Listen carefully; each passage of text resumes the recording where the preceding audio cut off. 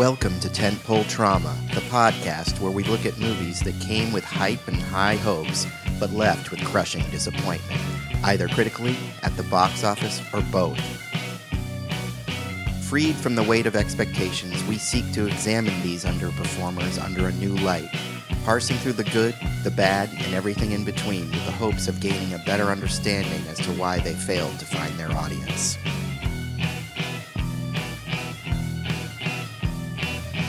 Warning, there will be spoilers, so if you haven't seen the movie that we're discussing today, I suggest you stop the podcast and go watch it. Then when you come back and listen, you'll get more out of the discussion. On this episode, we discuss the 2011 remake of Fright Night.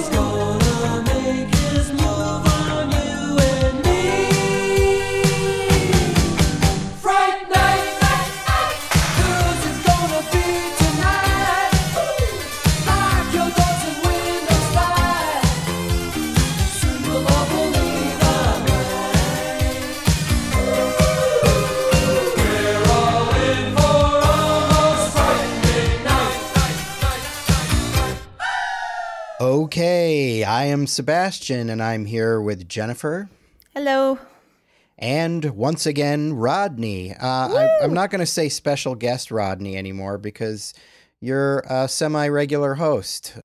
Thank you. Yeah, it's good to be back once again. I love joining you guys. I'm taking away your guest privileges. What do they call, like on a TV show, the character that like pops up frequently, but not good enough to, not in the opening credits? Special guest star? It is special guest star. That's what it would say like on 90210 or Right. No, it was Heather Locklear on Melrose Place was always like special guest star or something Right. like that in the credits. Wait, really? I thought Heather Locklear was like one of the main cast. She ended up being in one of the cast, but like, yeah, you sort of start off as like special guest star and then you're in the cast. Not that we need to get into the technicalities.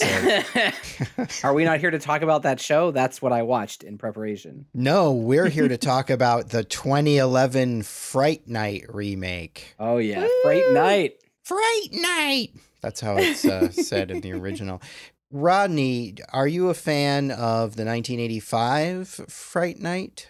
I am probably one of the biggest fans you know. I fucking love Fright Night. I am also a fan of the movie. I saw it in the theater. I was fortunate enough to see it in the theater as a teenager, and I loved it back then. Jen, what is your history with the original Fright Night? I also am a fan of the original Fright Night. I did not see it in the theater because I would have been unfortunately too young to see it in the theater.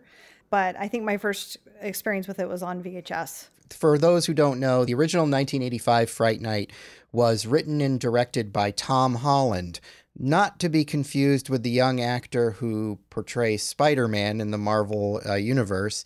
It is a different Tom Holland, considerably older. He was a writer, director. I think he was involved in Psycho 2. I think he wrote it, which was actually a pretty good movie. He ended up doing a sequel to Fright Night and a bunch of other stuff. But Fright Night was kind of his big thing, and it was a pretty big hit in the mid-'80s as far as like horror comedies go. It was a pretty big deal, as I recall. So, you know, the idea of remaking it in 2011 seemed to make a lot of sense because we're sort of coming off the remake craze of the aughts. And, you know, the original Fright Night had been a big hit, so why shouldn't this one be? Let's get some stars and make it a big blockbuster. And it did not work out. It did not do well.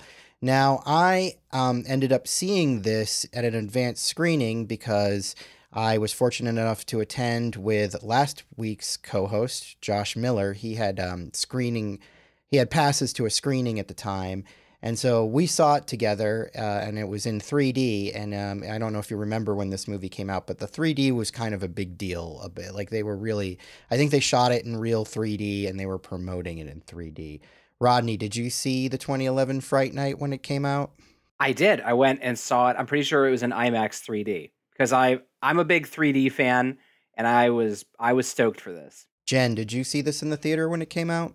I did see it in the theater. I don't think I saw it in 3D though. I'm not a super 3D fan. Boo, hiss. But I did see Texas Chainsaw, or what was it called? Leatherface? No, I can't remember. What was the 3D? Was it just called Texas Chainsaw 3D? Yes, we saw that one. We did see that in 3D. Yeah, that was a great experience. But yeah, at the time, the 3D element was sort of hyped, and watching the movie again, you definitely notice all the like places where you're supposed to be getting some sort of 3D benefit, and you don't really get it anymore because nobody has 3D TVs or anything anymore. It's basically dead until James Cameron, I guess, is going to resurrect it again, but we'll see. I hope so. I still have my 3D TV. Oh, do you? Yeah. I mean, it's cool if you have one. I think it's fun to watch them. But I get why people don't like it. And I don't know. I wish there was just one person or one company that still made a couple so I could like update, but whatever. Again, with Fright Night, they planned it to be 3D. And I think I don't know if they shot with 3D cameras or not, but that is crucial to it working, right? Right. And so I know we're not here to talk about the 3D of it, but I remember seeing it in the theater and being like, the 3D is pretty impressive here. Yeah, it's well utilized. And you're right, it's all about planning. And the person that planned it was a director named Craig Gillespie, who is actually a director of note. Before this, he did the movie Lars and the Real Girl. And after this movie, he did I, Tonya. So he's done some stuff. And this was written by Marty Noxon, who is a writer, who was a writer on the Buffy, the vampire series. I think she came on in some of the later seasons, but a lot of some of the best Buffy episodes have been credited to her. So she sort of had teenage vampire cred to write this movie. We won't get into our feelings on the 2011 Fright Night. I say we just get into the movie. What do you guys say? You don't want me to talk about my feelings at all? I want to get into your feelings as we go because I think this will be interesting. All right, let's do it. I know you're not a fan of remakes. I know you've got a real hard-on against remakes. Yeah, can you have a hard on against something? but if so, I do. Yes. So now the basic story structure of this is very similar to the Tom Holland original, so much so that he actually gets a writing credit on it because they basically just took the plot more or less from his original. But I think there are some key updates here that make this an interesting movie. First of all, one thing I really like about this movie is that it takes place in Las Vegas, Nevada, whereas the original just sort of takes place in a generic suburb. They make a point of Las Vegas, and it actually really plays in well to the movie in a lot of ways. For one thing, as our lead character Charlie Brewster points out, played by the late Anton Yelchin, an actor I really, really like, and I'm really, really sad he's gone so soon. He, explains at one point that, it's first of all, it's a city of transients where people come in and go really quickly. Second of all, a lot of people work on the strip at night, so there are a lot of houses with blacked out windows, which of course is perfect for a vampire. Jen, I know you're a fan of Anton Yelchin, right? Huge fan. Yeah, I love everything that he was in and feel the same way that you do. He's gone way too soon. It was super, super sad when he died. But yeah, I think I was psyched that he was going to be in this, and I think he's a great Charlie Brewster. Look, I'm nothing against him. I think he's good in all the things he's in, but I don't show up because Anton Yelchin is in the movie. He's always been the you got that guy. Okay, that's fine. I think he's okay in Star Trek.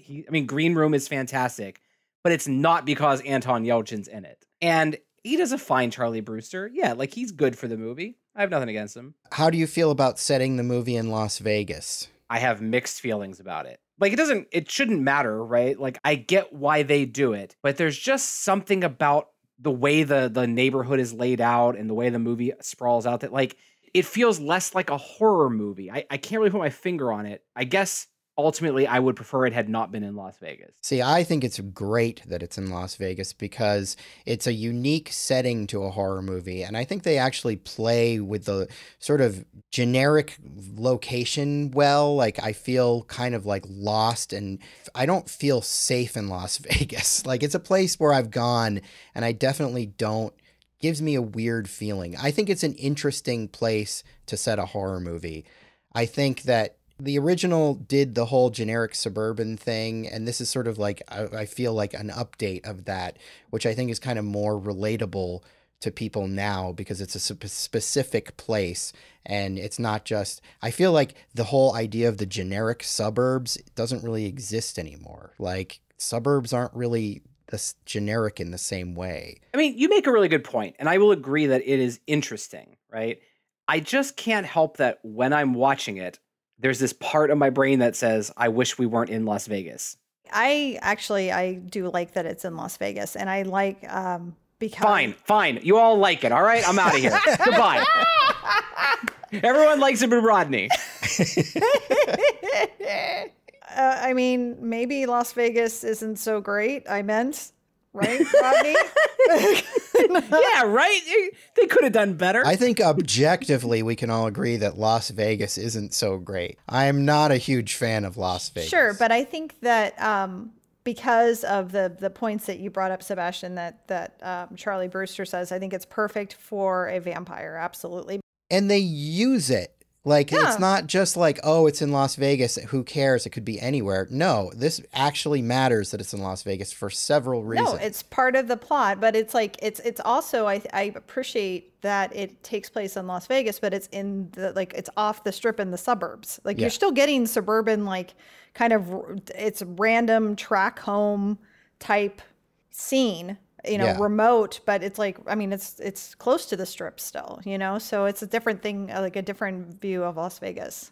It almost has that Poltergeist vibe in a way, and just the way it looks, that sort of the really super generic, these suburbs have no flavor at all, I think maybe it's just that, like, I don't want to live there, and therefore that's rubbing off on me, what I mean? But in terms of where a vampire should do business, that kind of neighborhood makes a lot of sense. So we meet Charlie, and the first scene that we meet him in, he is sort of he's got this motorbike that he's trying to get to run, but he can't really get it to run.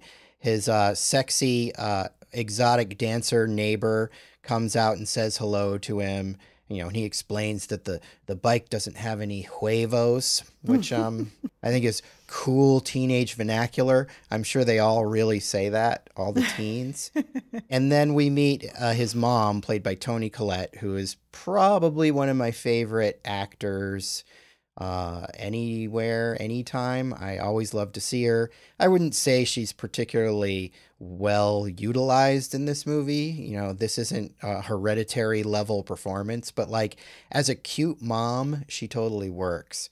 And she's a real estate agent, and we sort of get our first setup of the next door neighbor vampire because his front yard is messy and annoying. I should also say there's an opening scene that I forgot to mention. Oh, yeah. We see a teenage kid in his home. His family is dead, and he's being menaced by some sort of, evil force, and he hides under a bed and gets a gun, and then the things, whatever's trying to get at him flips up the bed, and it's fine. It's sort of a stinger intro.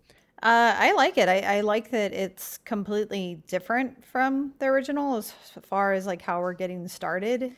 And I mean, I think it's important later as to what we find out that's going on in the film and who that person was. Yes. So yeah, I like the way that it opens, and I love Toni Collette also, and she's great. I'm happy to see her in anything. So, Rodney, why do you hate Toni Collette so much? How much time do we have? I'm with you. Toni Collette is awesome. Like, she is a phenomenal actress. I agree that, like, while she's in a lot of the movie, she doesn't really have a lot to do. No. And then she kind of just disappears from the second half. Yes. Yeah. But no, I mean, like, hey, she's really good. And the opening scene, I think it's like serviceable. Like it's a good horror movie. Like I'm never going to show that to someone and be like, yo, how great is this opening scene? Like it's not like the opening of Scream or Cliffhanger or Ghost Ship. Ghost Ship. Dude, Ghost Ship's opening is considered one of the best, right? I agree with you. It's a really good open. I do agree with you on Ghost Ship. I just think it's funny that you brought up Ghost Ship. That's like the only good part of Ghost Ship. But yeah, I mean, like you open the movie with a kill. You see that it's clearly a vampire because why else have you bought a ticket, right? Yeah, it does seem sort of a little silly to try to tease out the fact that it's a vampire. But I mean, they're really just trying to tease out who the vampire is, not so much that it's a vampire. Yeah.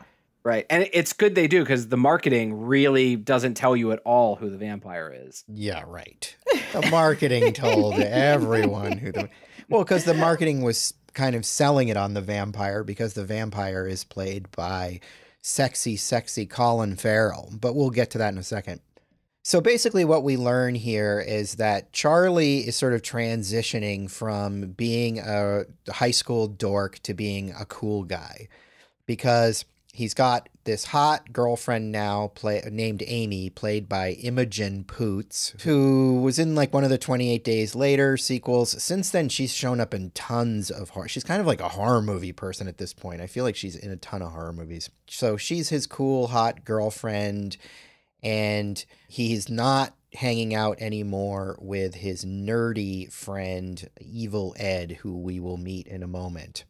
But so we sort of get this set up that now he's hanging out with her. He goes to school and sort of hangs out with her cooler dude friends, one of whom is played by Dave Franco. They have like a funny little exchange about Charlie's sneakers because they're puce colored, which is a, not necessarily super masculine color, but he gets sort of props for rocking that.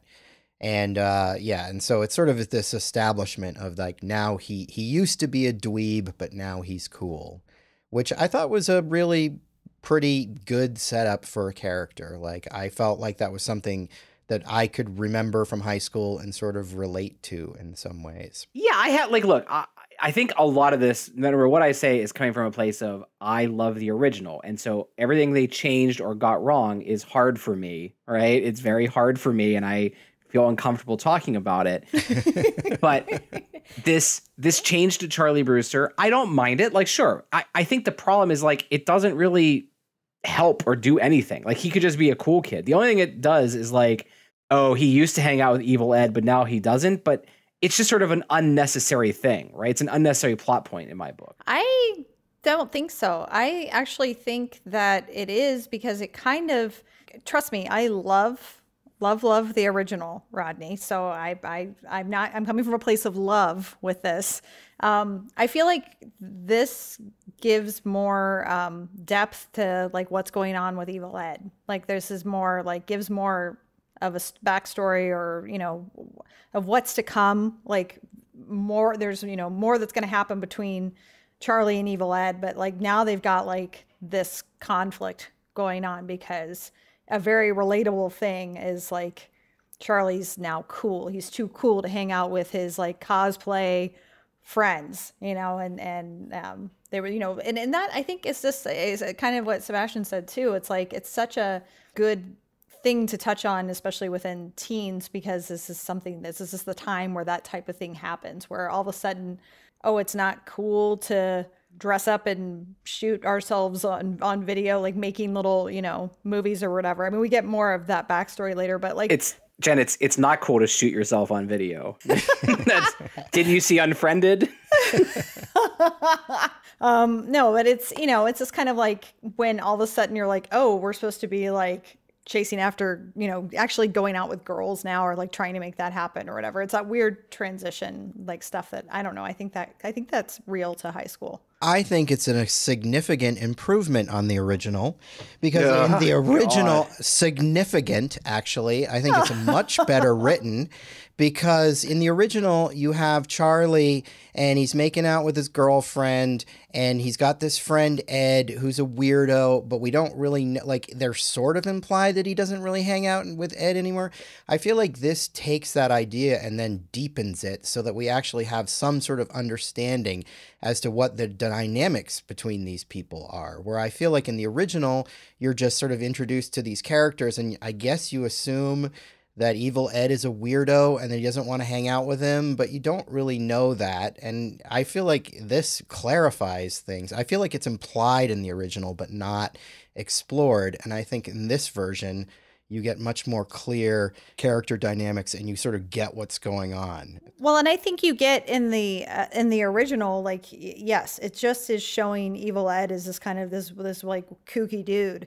But in this, like, I don't feel like this version of Evil Ed is a weirdo at all. I feel like he's just at a different place. Yeah, he's just hasn't matured. All right, let me just say it, okay?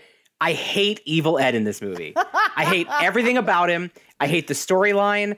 There's a lot of things I like in this movie, but I hate every moment with I don't even mind that actor. I like him in a lot of things. Christopher Mintz-Plasse. Thank you. He is dramatically miscast. He is in the wrong film. And I cringe every time he opens his mouth in this movie. Right? I will give you this. I don't like him as much as Evil Ed in the original. Stephen Jeffries' performance in the original is so bizarre and it's so sort of iconic in its own way. I can see bristling to this version because it's kind of a more grounded, not serious because he's really a comedic character, but it doesn't have that just out there insanity of the original because Stephen Jeffries just seems like a friggin' freak. But like, I think that for this movie, it fits and it works. It's kind of on the nose casting because Christopher Mintz-Plasse was famous for playing McLovin in Superbad. Yeah. Right. And everybody just basically calls him McLovin, which I'm going to try not to do because I feel like that's a joke that's been way too beaten into the ground. But, you know, I'll give you this. He's not as interesting and as weird as Stephen Jeffries. And I would agree with you with that, Sebastian. But I give more of a shit about this Evil Ed. Like, I don't really care what happens to Evil Ed in their original Fright Night. I enjoy like watching him because he's just like, he's mesmerizing and just like such a weirdo. Yeah. But I give more of a shit about Christopher Mintz-Plasse's version of Evil Ed. I do not understand what the hell is going on with the original Evil Ed. Like, what is he? I don't know what he is. He's just a weirdo. Like, I don't know if he's liked or disliked or what. He's just strange. Whereas this Evil Ed, I get who he is. I can place him in a high school social structure, whereas the original Evil Ed, I can't. But basically what happens here is Evil Ed sort of corners Charlie in school, and he's trying to convince him that one of their other nerd friends, Adam, has been missing. And Adam is the character that we saw in the opening sequence. And he wants Charlie's help checking it out. But Charlie doesn't want to deal with Ed anymore because he's cooler now. So Ed basically has to resort to blackmail, and he's going to tell his new cool friends about the dorky things that they used to do. And one of the dorky things that they used to do is they used to like dress up in these cosplay costumes. And the character that Charlie was playing was Squid Man. And at one point, Ed's like, I'm going to tell them about how you took my Stretch Armstrong and wrapped it around your balls and like jerked off or whatever. So, you know, he's got some serious leverage on Charlie. So Charlie basically agrees that he's going to, you know, help out Ed, or he's going to go check out Adam's home. Yeah, I'm sorry. I just think it moves too quickly. Like, I don't like how, like, right from the start, Evil Ed just comes up to him. The first time I ever meet this dude, he's like, there's a vampire in town and I'm hunting him and I've got proof and you got to believe me, right? And also, like, as we find out later, he has fucking video proof. But how come he doesn't say, hey, Charlie, let me show you my video proof about a vampire? Like, that kind of shit really bugs me, right? It's sloppy writing. And so you're just throwing me into this plot. Like, by like 8 minutes into the movie, they're hunting for vampires.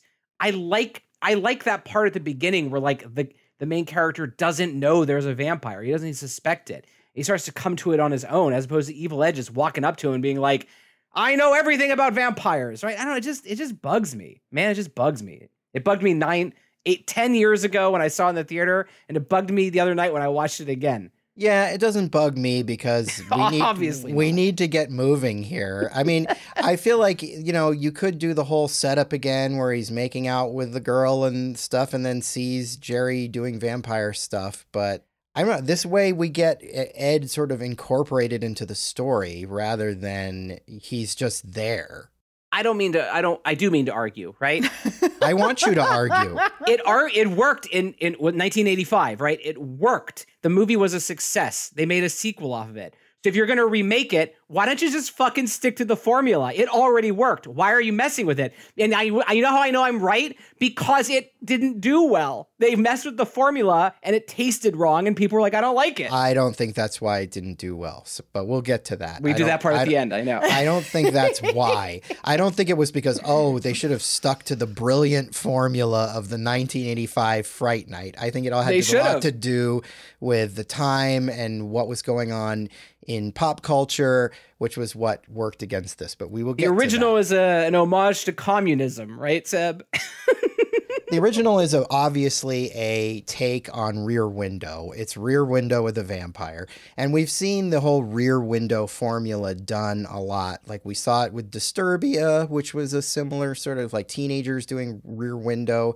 I mean, I also think like that movie had been sort of recent in memory at the time of 2011. So it's like, you don't want to just do exactly what that movie did, because that's what most of the young people that would be going to see this movie would have seen that movie. And they would have been like, why are they ripping off Disturbia?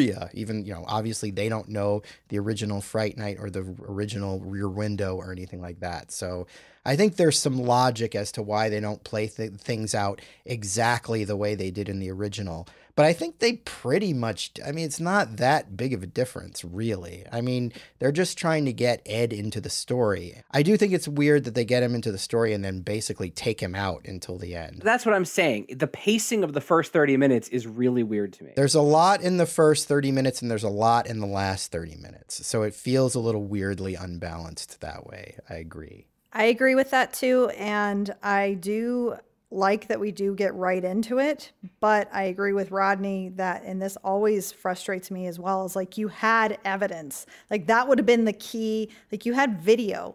Yeah. So like that would have been like, and I know it's just a thing to do for plot to like make it's a way to up the stakes as it goes. But it is frustrating. I think my neighbor's a serial killer. What makes you say so?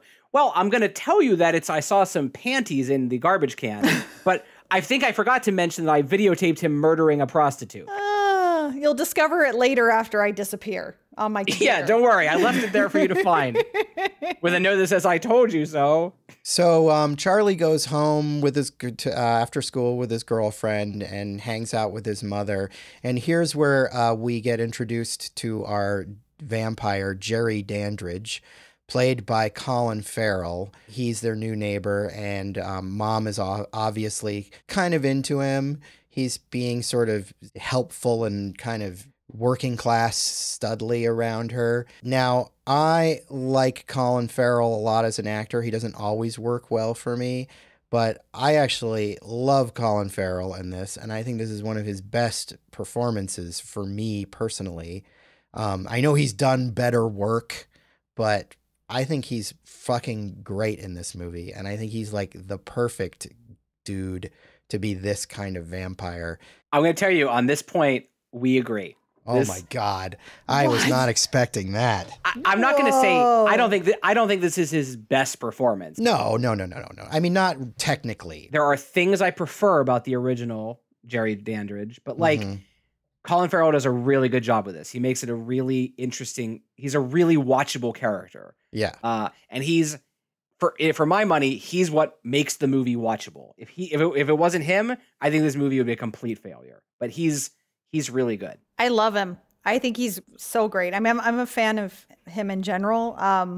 But I think he just does this so well. I think he's got really good comedic timing, and just like he's just his mannerisms and everything. He's just, I agree. He's so watchable, and he's just so much fun in this. And I think he's a perfect Jerry next door neighbor vampire. He's just, yeah. I would argue, like, first of all, I love that the vampire's name is Jerry. Jerry. And this is made fun of several times in the movie to good effect. Like, a vampire named Jerry? I mean, and the character is obviously named that because that was the name of the character in the original, played by Chris Sarandon. I also love Chris Sarandon's Jerry Dandridge. I think they're just different Jerry Dandridges to me. It's like completely different takes on a vampire character. I love them both for what they are. But I feel like Chris Sarandon made more sense as a Jerry Dandridge because he was playing it kind of more like he's a yuppie or whatever. Mm-hmm. And this guy seems more like like a Tom Dandridge or something. He's more like working class and sort of gets dirty. He wears like tank tops or t-shirts and jeans. I'm going to be honest. Like when I saw this movie, I was like, God, I wish I could rock the fucking Colin Farrell and Fright Night look, because like he's usually just wearing like t-shirts and jeans, but he looks so fucking good like all the time. Out of the three of us, you're the one who was staring at Colin the hardest. I'm totally hot for him in this movie. I'm not going to deny it at all. Like at 36 minutes, there's this part where he licks his lips, and it's just, he's so good in that moment. No, but there is a scene where I'm like, my knees are getting weak, but we'll get to that. We meet Jerry, and meanwhile, Ed is at Adam's house waiting for Charlie. He gets pissed, so he sends an incriminating like text photo of Charlie dressed up as Squid Man. So Charlie like bolts. He goes to the house, and he and Ed break in. And, you know, it's basically just a scene where they're going through the house looking for evidence that Adam was killed by a vampire. Of course, there is no such evidence. But really what it is to sort of establish the dynamic between Ed and Charlie, and how, you know, Charlie has changed, and, you know, he's giving Ed a hard time about how he's, you know, still a dork and he's reading too much Twilight or whatever, which I think is, you know, obviously this dates the movie because Twilight was a big thing, but I think it's important to consider how big Twilight was at this moment. You know, Charlie basically puts down Ed by saying like his life got better once they stopped being friends. So it's, you know, it's kind of a sick burn. And like, honestly, you know, I don't think this scene is like amazing or anything, but there are moments in it which I really feel are actually, they harkened back to high school to me in sort of an uncomfortable way, but in a good way. Did it remind you of when you were in high school and how no one believed your neighbor was a vampire? That did happen, yes. My neighbor was a werewolf, not a vampire. Come on. I agree. This scene, it works because I do feel like they used to be friends, and he's there helping Evil Ed because it's like part because of the photograph, but also because he kind of wants to. There's like a part of him that still misses being friends with him, I think. But yeah, I will agree with that. This one part for the Evil Ed Charlie storyline worked for me. Yeah, no, I also, I mean, I think, like I said earlier, I think a lot of the stuff that's going on between Evil Ed and Charlie is an addition to the film in a good way. And it's like, I mean, and it's probably because of the screenwriter, you know, doing Buffy and Angel, I think too, before. It's like, you know, you have to really be able to understand teenagers and their drama. And this just feels very real, what's going on between them. And like, you know, in the next scene, basically Charlie, you know, it tells Ed that he's better off without him. So Ed goes running off, and, you know, on the way home, he gets bullied by Dave Franco. And so then he runs off to escape Dave Franco, and he ends up in this sort of creepy abandoned home. And then Jerry comes out to confront him because Jerry realizes that Ed has been watching him, and he's been watching Ed, and he knows that Ed is on to him. And so they have this sort of, you know, a little action chase scene where he ends up chasing Ed into a pool. And, you know, Ed's prepared to be attacked by a vampire, so he's got like a crucifix or whatever. But Jerry basically says to Ed, you don't fit in here. You know, like, why are you trying to hold on to this life? Like, Just let me turn you into a vampire and everything's going to get so much better and it's a gift and stuff. And like, I buy it. I buy that like this kid would be like, you know what? You're right. I do want to fucking be a vampire, not be a fucking loser anymore. Yeah, I think especially because he's, not friends with Charlie anymore and Adam is most likely dead. Those were his only two friends. So, and he's being picked on and yeah, like why not? If I was a bullied teenager in high school and a fucking cool ass vampire came to me and was like, hey, I'll make you a fucking cool vampire, like I would have taken it. No fucking doubt. Let me ask you this question. Say you were just in the swimming pool and Colin Farrell just wanted to nibble on your neck. I would go for it. Are you kidding me? I would 100% go for it. If I could be in a swimming pool with Colin Farrell, Ewan McGregor, and Daniel Craig, like it would be on. Let me tell you that much. Yeah, that does sound like a good time. Here's the thing. Here's what bothers me about this, right? In the original, oh my God, I'm like pushing my glasses up as I say that. In the original. But in the original, Jerry Dandridge turns Evil Ed into a vampire because it's like an act of aggression against Charlie for his prying, right? Yes. He's like, I'm going to slowly take things away from you. Yeah. But in this movie, there is no reason. Like, what I'm saying is we've seen Jerry Dandridge, the vampire, just murdering people left and right. He murders his family at the beginning. Every time he grabs someone, he just turns into a vampire and like rips their throat open. So why is he like offering this seductive offer to Evil Ed? That doesn't make any sense. Yeah, I see what you're saying. Mm-hmm. It kind of, in the original, it's, to get at Charlie.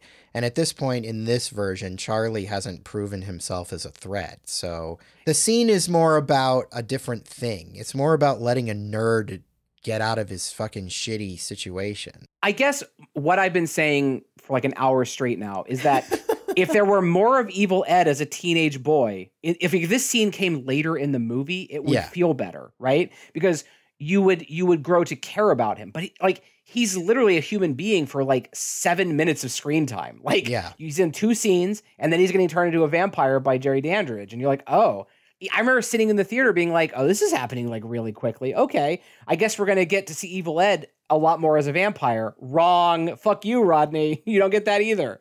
I guess what I'm saying is, despite that, the moment still works for me. Sure.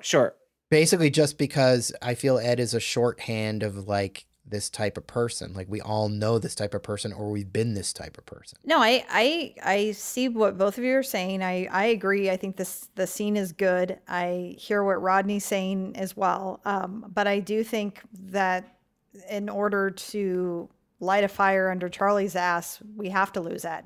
I feel that the scenes work in both movies because they're doing different things. Like it's like Rodney said in the original, it's working because he's using Ed against Charlie. And here I feel like it's working because we're establishing that this kid feels alone. And so he's going to embrace this horrible evil that he's trying to stop. But I do agree with Rodney. It does come soon and could have been better if we'd gotten more. Yeah, it does come soon, and it's, even though I like the seduction from Jerry, it's not like, it doesn't really make sense because he's irritated with Ed for spying on him. So why is he going to, try to seduce him into becoming a vampire? Because he's gonna kill him regardless. Like he's not, because he's got the crucifix, but he's like, that doesn't work unless you believe. So yeah, then we get a scene where Charlie is feeling sort of bad about rejecting Ed, and he's watching old videos of him and Ed and Adam playing in the yard, playing dress up, and they've got their dressing up as these goofy characters and sword fighting and stuff. And so Charlie decides that he's gonna look into this. He goes to school and finds out that now Ed is missing. So now this is sort of getting Charlie, as Jen said, into action. He goes to Ed's home and is greeted by Ed's mom, played by Lisa Loeb. Really? Mm-hmm. I did not know that. Okay.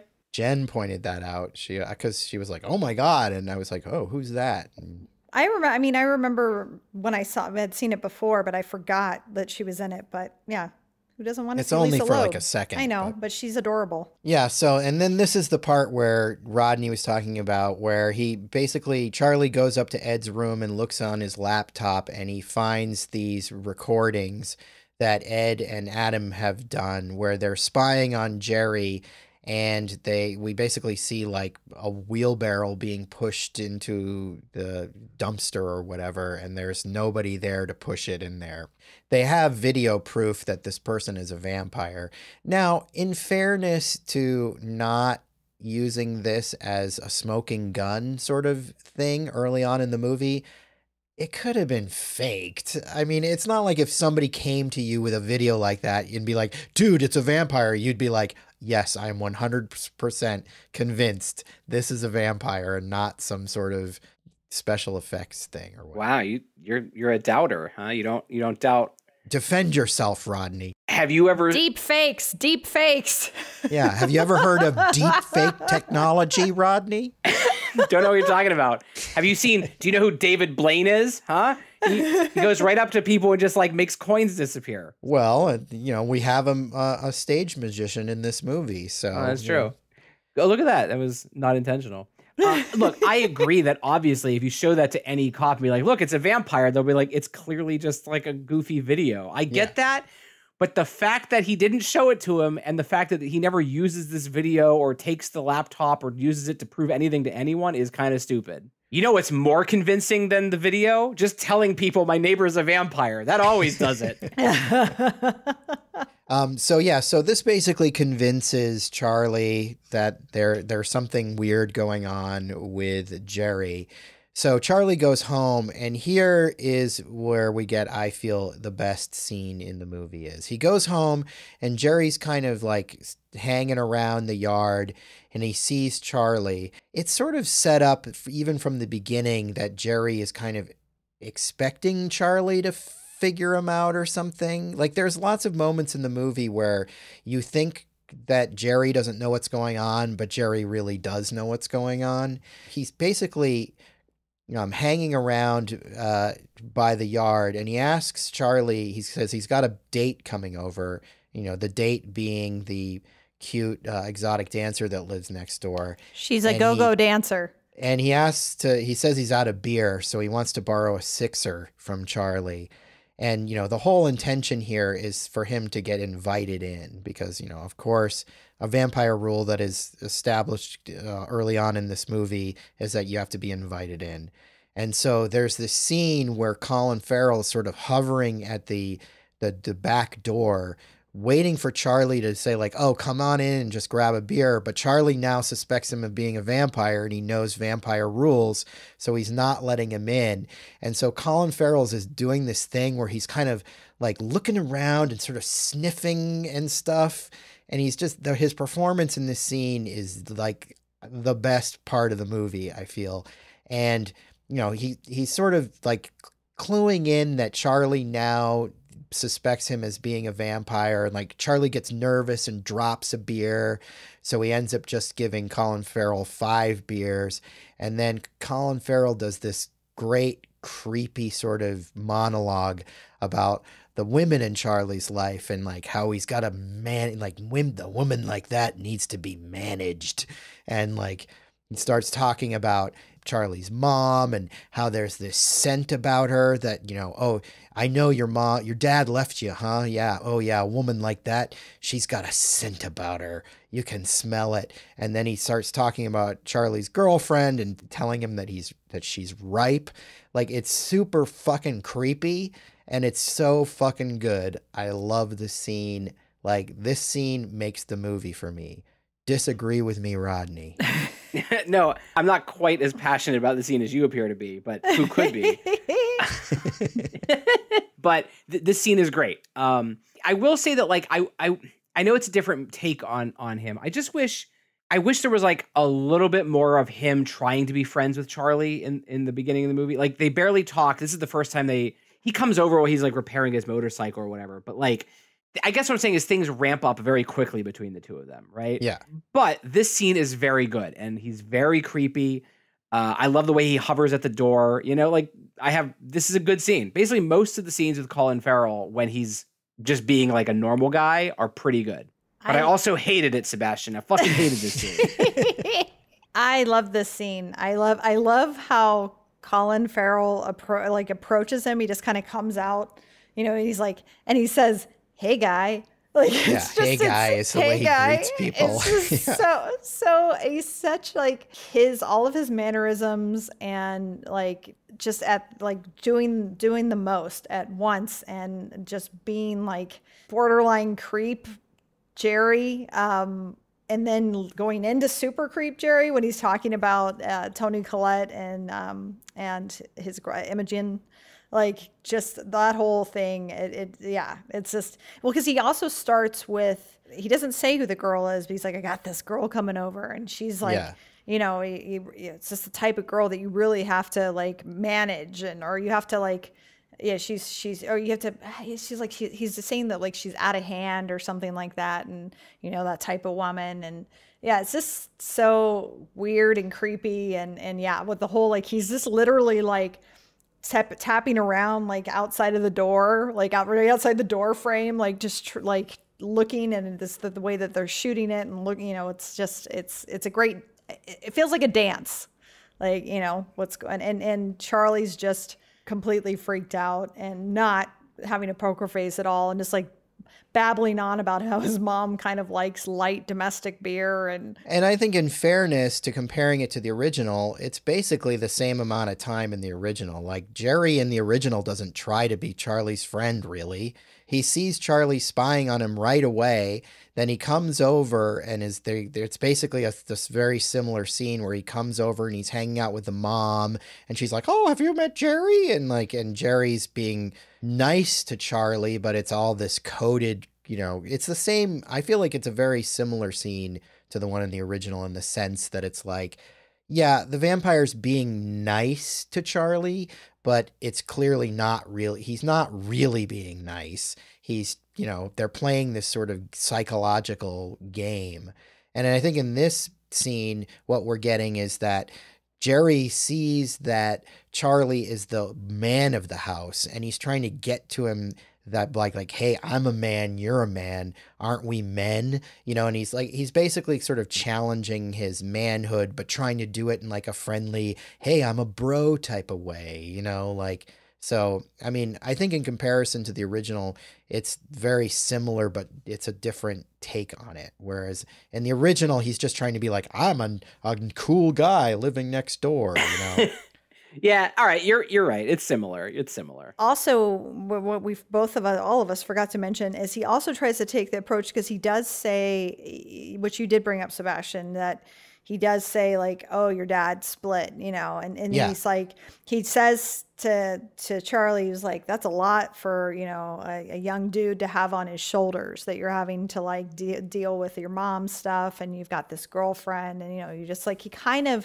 is kind of trying to be a little seductive with like, like being empathetic or in a way, but that, I don't know. He's trying to be like a bro to him, but he's so fucking creepy that it's like, no, you're not my bro. You're scary. But I feel like Jerry's trying to relate to Charlie so that he can get in and basically kill him. Here's, I think, the key difference, which is like a minor thing, but in the original, it's because he saw him, or he suspects he's a vampire, right? And Jerry knows because he like looked out the window and saw him looking at him, right? Yeah. But in this movie, at this point, Jerry Dandridge has no reason to suspect that Charlie is like onto him or anything. So it just sort of comes across like he's just literally like being aggressive to everyone in the neighborhood. He just wants to eat the whole fucking neighborhood. Well, but I think he knows that Charlie was friends with Evil Ed. And so I think he knows that that Charlie has been informed that he knows. Yeah, things. Fair enough. He just knows things because he's fucking. But nobody does, because he knew where Ed was. Like, he's a vampire, Rodney. He tells Ed that he's been watching Ed, so it stands to reason that he's watching Charlie. I get the sense that he is on to Charlie before. All right. He could have seen them like break into Adam's house together. Yes. I'll buy that. Sure. I'm going to give you a lot of leeway here in the first half of the movie, but be prepared. You're not going to get any fucking leeway from me later. The Wrath of Rodney is coming. Mm-hmm. That's its own horror movie. So then we get the scene that is basically taken right from the original, where Charlie and Amy are hanging out in his bedroom, and Amy wants to have sex with him basically at this point. It's a little different in the original. In the original, she doesn't really, there's sort of this, she doesn't really want to, but then she does. You know, in the original, Charlie is way more sort of horny, and in this one, you temper that because he's now distracted by Jerry, too distracted to get down with his sexy new girlfriend. Plus, I think it's implied that Charlie's a virgin, so he might be a little bit nervous about the whole thing. And Amy is often telling Charlie that he's nervous and needs to sort of loosen up. But at this point, he hears that his stripper neighbor is hanging out with Jerry outside, and so he sort of looks outside and sees him, recalling the original, and then Amy gets pissed off and leaves. First of all, again, she's a go-go dancer. Right, but Amy says no, she's a stripper. No, she's a go-go dancer because what Amy says, she goes, because he looks outside and he's like, oh no, not Doris. He's like, oh no, not Doris. He's there with Doris. And then Amy said, well, of course, he's hot and she's a stripper. They were bound to meet. And then Charlie's like, she's a go-go dancer. And then Amy says, well, there's 2 tiny pieces of cloth away from being a stripper or something like that. Anyway, whatever. But okay, so technically she is a go-go dancer. She's a go-go dancer. I wasn't sure if she was just saying she was a go-go dancer, but she was really a stripper or whatever. But okay, well, so she's not a stripper. Yes. Not that it matters. Strippers are people too. Hey, she can do whatever she wants. They deserve love just like everyone else. That's right. But yeah, so Amy gets upset because he's, paying attention to what's going on outside the window. But we know that Charlie now knows that Jerry's going to eat her. So he's panicking. And arguably, I'll give this to Rodney. It's not as effective as the original because the original is really just kind of doing the rear window thing. And I think at the time, you could get away with that kind of homage that hadn't been done very many times. I think at this point, we've seen it so many times that they sort of had to kind of play it a little bit differently. But, the original is more iconic and effective. Fine, give it to Rodney. Give that one to Rodney. Well, apparently we're going to have to be giving a lot to Rodney. Yeah, I got a piece of paper here. I'm keeping track. So Charlie hears Doris screaming and he calls 911, but Jerry is cool with the cops and they don't, they're just like, oh, some kid, and they walk away. And then Jerry goes out or something, and Charlie sneaks into Jerry's house because he finds the hide-a-key Jerry has under a rock. And he goes into Jerry's house and, sees all these sort of strange, anachronistic things in there. The most important plot-wise being this sort of tapestry or something that's got a insignia on it. And he takes a picture of that. That'll be important to the plot. Then Jerry comes home, and then Charlie hides in this closet, and in the closet there's sort of a secret door, and he finds out that there's kind of this whole hidden section to the house where there's a hallway and a bunch of rooms, and he hears that Doris is locked in one of the rooms. But Jerry's coming back, so Charlie has to go hide. Jerry comes in and feeds on Doris while Charlie is watching, sort of hiding and watching.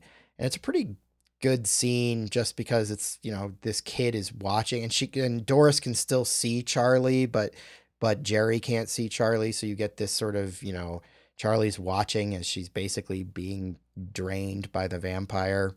Well, she also puts her finger up to her mouth as she's dying, she's shh, does that because they're totally making eye contact. Well, and it's sort of established that he's sort of this handyman type of guy. So it's you can buy that he had built this creepy sort of addition onto his house or whatever.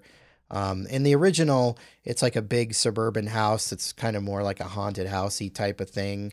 But, we're in Vegas, so that wouldn't really work here. So it's more creepy back rooms and stuff like that rather than gothic creepy.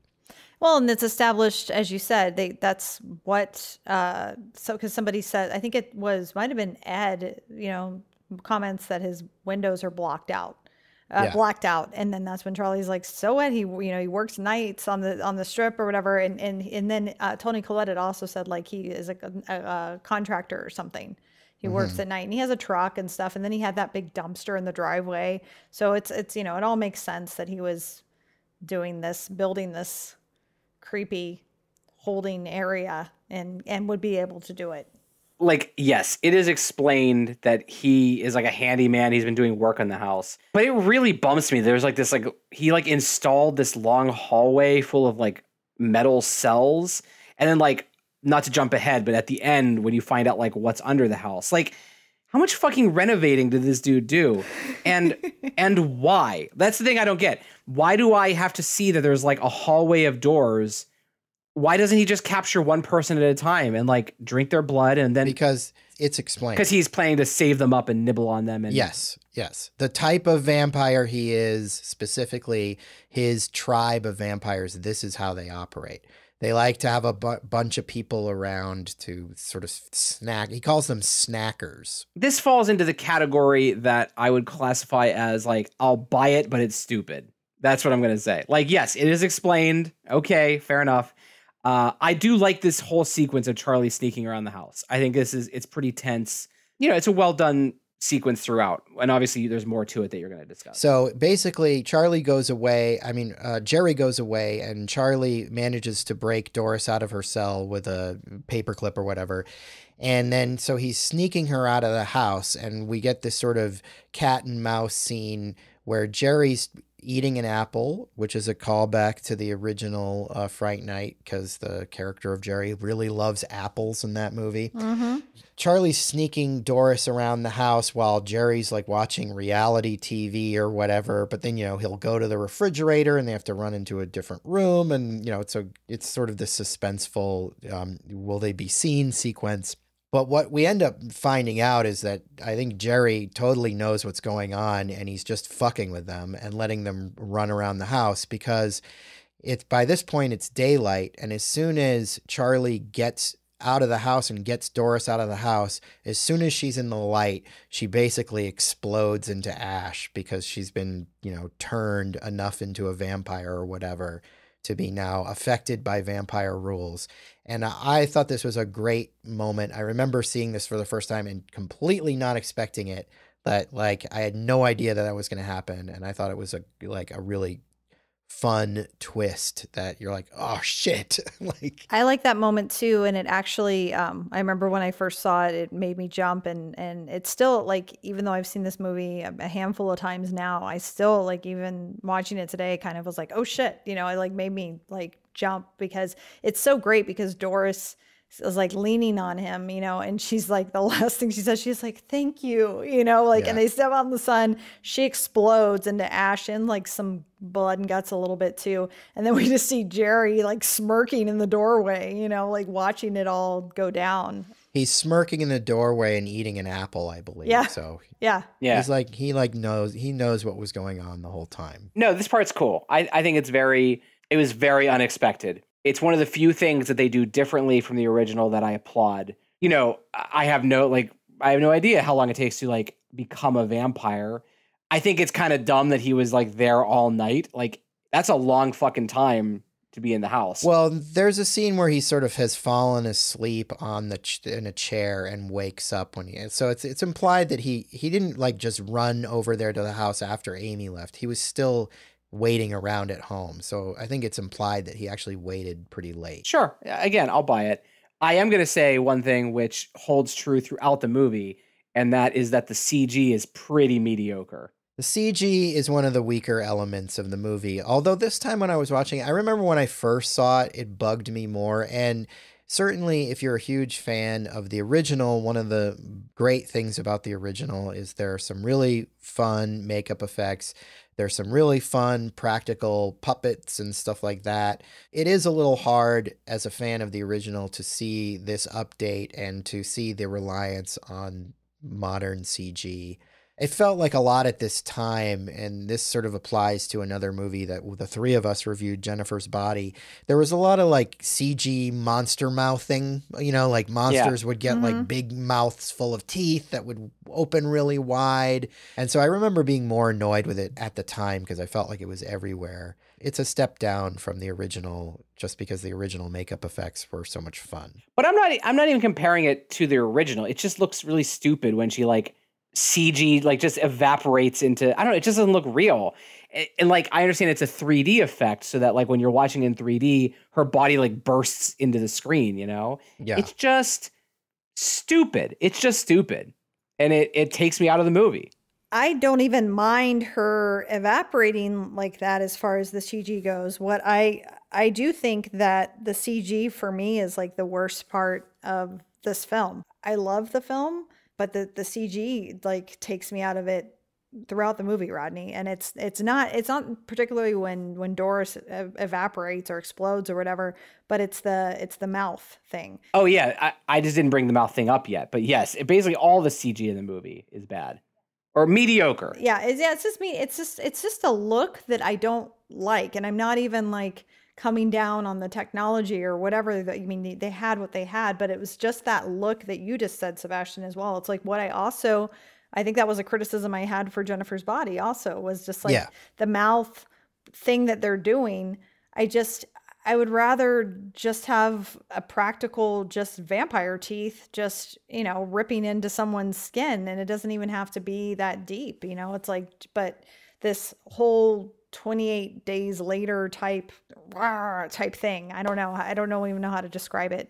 Well, I think though that they're trying to homage the original, because in the original, by the end, Jerry's turning into this crazy exaggerated thing, and the vampire, the Amy character turns into a vampire and her face becomes this crazy exaggerated makeup job, which the Amy in this movie, a very similar thing happens to her. So I mean, I think they're trying to sort of homage that, but they're doing it with CG.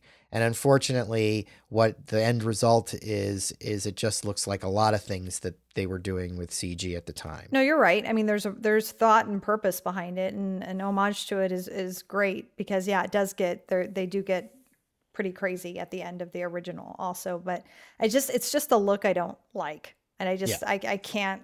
I'm with Rodney. It just kind of takes me out every time, where I'm just like, I just wish it wasn't there.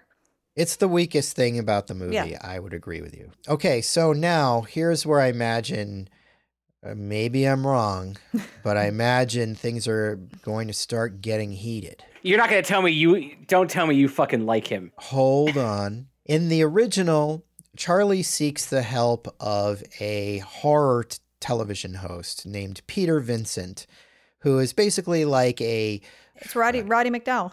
Right, it's Roddy McDowell, but the character, he's not Christopher Lee, but he's... Vincent Price? Yeah, he's trying to be a Vincent Price or like a Peter Cushing type of character. Well, that's why his character is Peter Vincent, because it's Peter Cushing and Vincent Price. Right, exactly. And, but he's supposed to be like a failure version of that. Like, so that he didn't succeed where those guys did, and so he has to be this television host for a TV Fright Night show, which is where the movie gets its name, Fright Night. Now, there's no arguing with the fact that, like, Roddy McDowell is amazing, and that for the 1980s, that idea was perfect. Like, that's something that was still happening in the 1980s. Horror hosts were a thing. We had Elvira, we had all sorts of people. So, I mean, yeah, that's a perfect sort of character to be in that movie. And this movie does something different. It brings in, because we're in Las Vegas, instead of a TV fright show host, we have a illusionist who works in the Las Vegas hotels named Peter Vincent. And the gimmick to his sort of show is that he bases it on like vampires and stuff like that. So he's clearly trying to be like Chris Angel. Exactly. Yeah. Yeah, it's a riff on Chris Angel. I don't know does Chris Angel do this like literally? Does he have like vampires and stuff in his show? No. I feel like he just kind of tries to be goth or whatever. But there are like weird monster things that come out. Like when I saw him like a long time ago, there definitely were like strange demon things that dance around on stage. But it's not like the whole show is based around that. Right. So they're definitely stretching the idea a little bit to sort of include this new take on this idea, where he sells himself as an expert on vampires, and he has this ridiculous stage show where he comes out with like long hair and like eyeliner and, you know, vanquishes these sexy female vampires, one of whom he's dating, that fly around the room. And sort of Charlie sneaks his way into his presence by pretending to be a journalist interviewing him. And Peter Vincent is played by former Doctor Who David Tennant. Yay. Who I love David Tennant. I loved him as Doctor Who. And I think he's a lot of fun in this movie. He's a fun character. And I understand that they had to sort of change the idea here, because the reality is that if you made a movie for teenagers with a horror host in it, no one would have any fucking clue as to what you were talking about, because that is not a thing that exists anymore. So I can sympathize with the fact that they had to adapt that. That's not to say I think it's a better idea. It's not a better idea, but I think for a modern take on this was maybe the best option they had to them. Now, Rodney, tell me how you disagree. Look, first of all, vampires aren't real, but they're in this movie, right? They still could have had a fucking TV host. There could have been like some kind of like cheesy late night Vegas, you know, like local broadcasting. He could have been like a YouTube guy who does like weird vampire videos on YouTube. I don't think it would have been a stretch for him to basically have been the same role. Having said that, like, look, I don't mind that they went with the Chris Angel thing. It's Vegas. It makes sense to use that. I don't know, like, why his whole show is like vampire magic. Like, that's a fucking long 2 hours to sit through, you know? It's a stretch. But having said that, I cannot stand this version of Peter Vincent. He is funny because, you know, David Tennant is funny, but he is in the wrong movie. And I think from this point forward, the movie goes off the rails in a horrible way, with some exceptions. But I'm sorry, this Peter Vincent is not my Peter Vincent. I can see this character maybe not working for you, but I think that he's watchable. I'll say that he's watchable. He's totally watchable. Let me tell you my biggest problem here, right? And I don't want to jump ahead because I know you like to do things in order. But in the original, as I push my glasses up again, Peter Vincent is a coward, right? He's a coward who, through the story, finds his bravery. He has That's a character exactly what arc. happens here, too. No, it doesn't. Yes, Peter it does. Vincent doesn't change at all. Yes, he does. Oh my, all right. Like in one scene toward the end. No, he changes almost in every scene. Oh no, this is horrible. You've been taken over by pod people. This is what happens when you watch so many bad movies, Sebastian and Jen. Oh God. Listeners, you've got to help these people. I just think you're so pissed off that this isn't the version that you want to see, that you're not seeing what's there. I mean, this is what people often do when they don't like something. When they basically don't like an idea in its just concept, they reject everything about it that's working because they don't want to see what's working about it. Rodney, why do you hate David Tennant so much? That's a really good question. What did he do to you? He seems like a really nice man.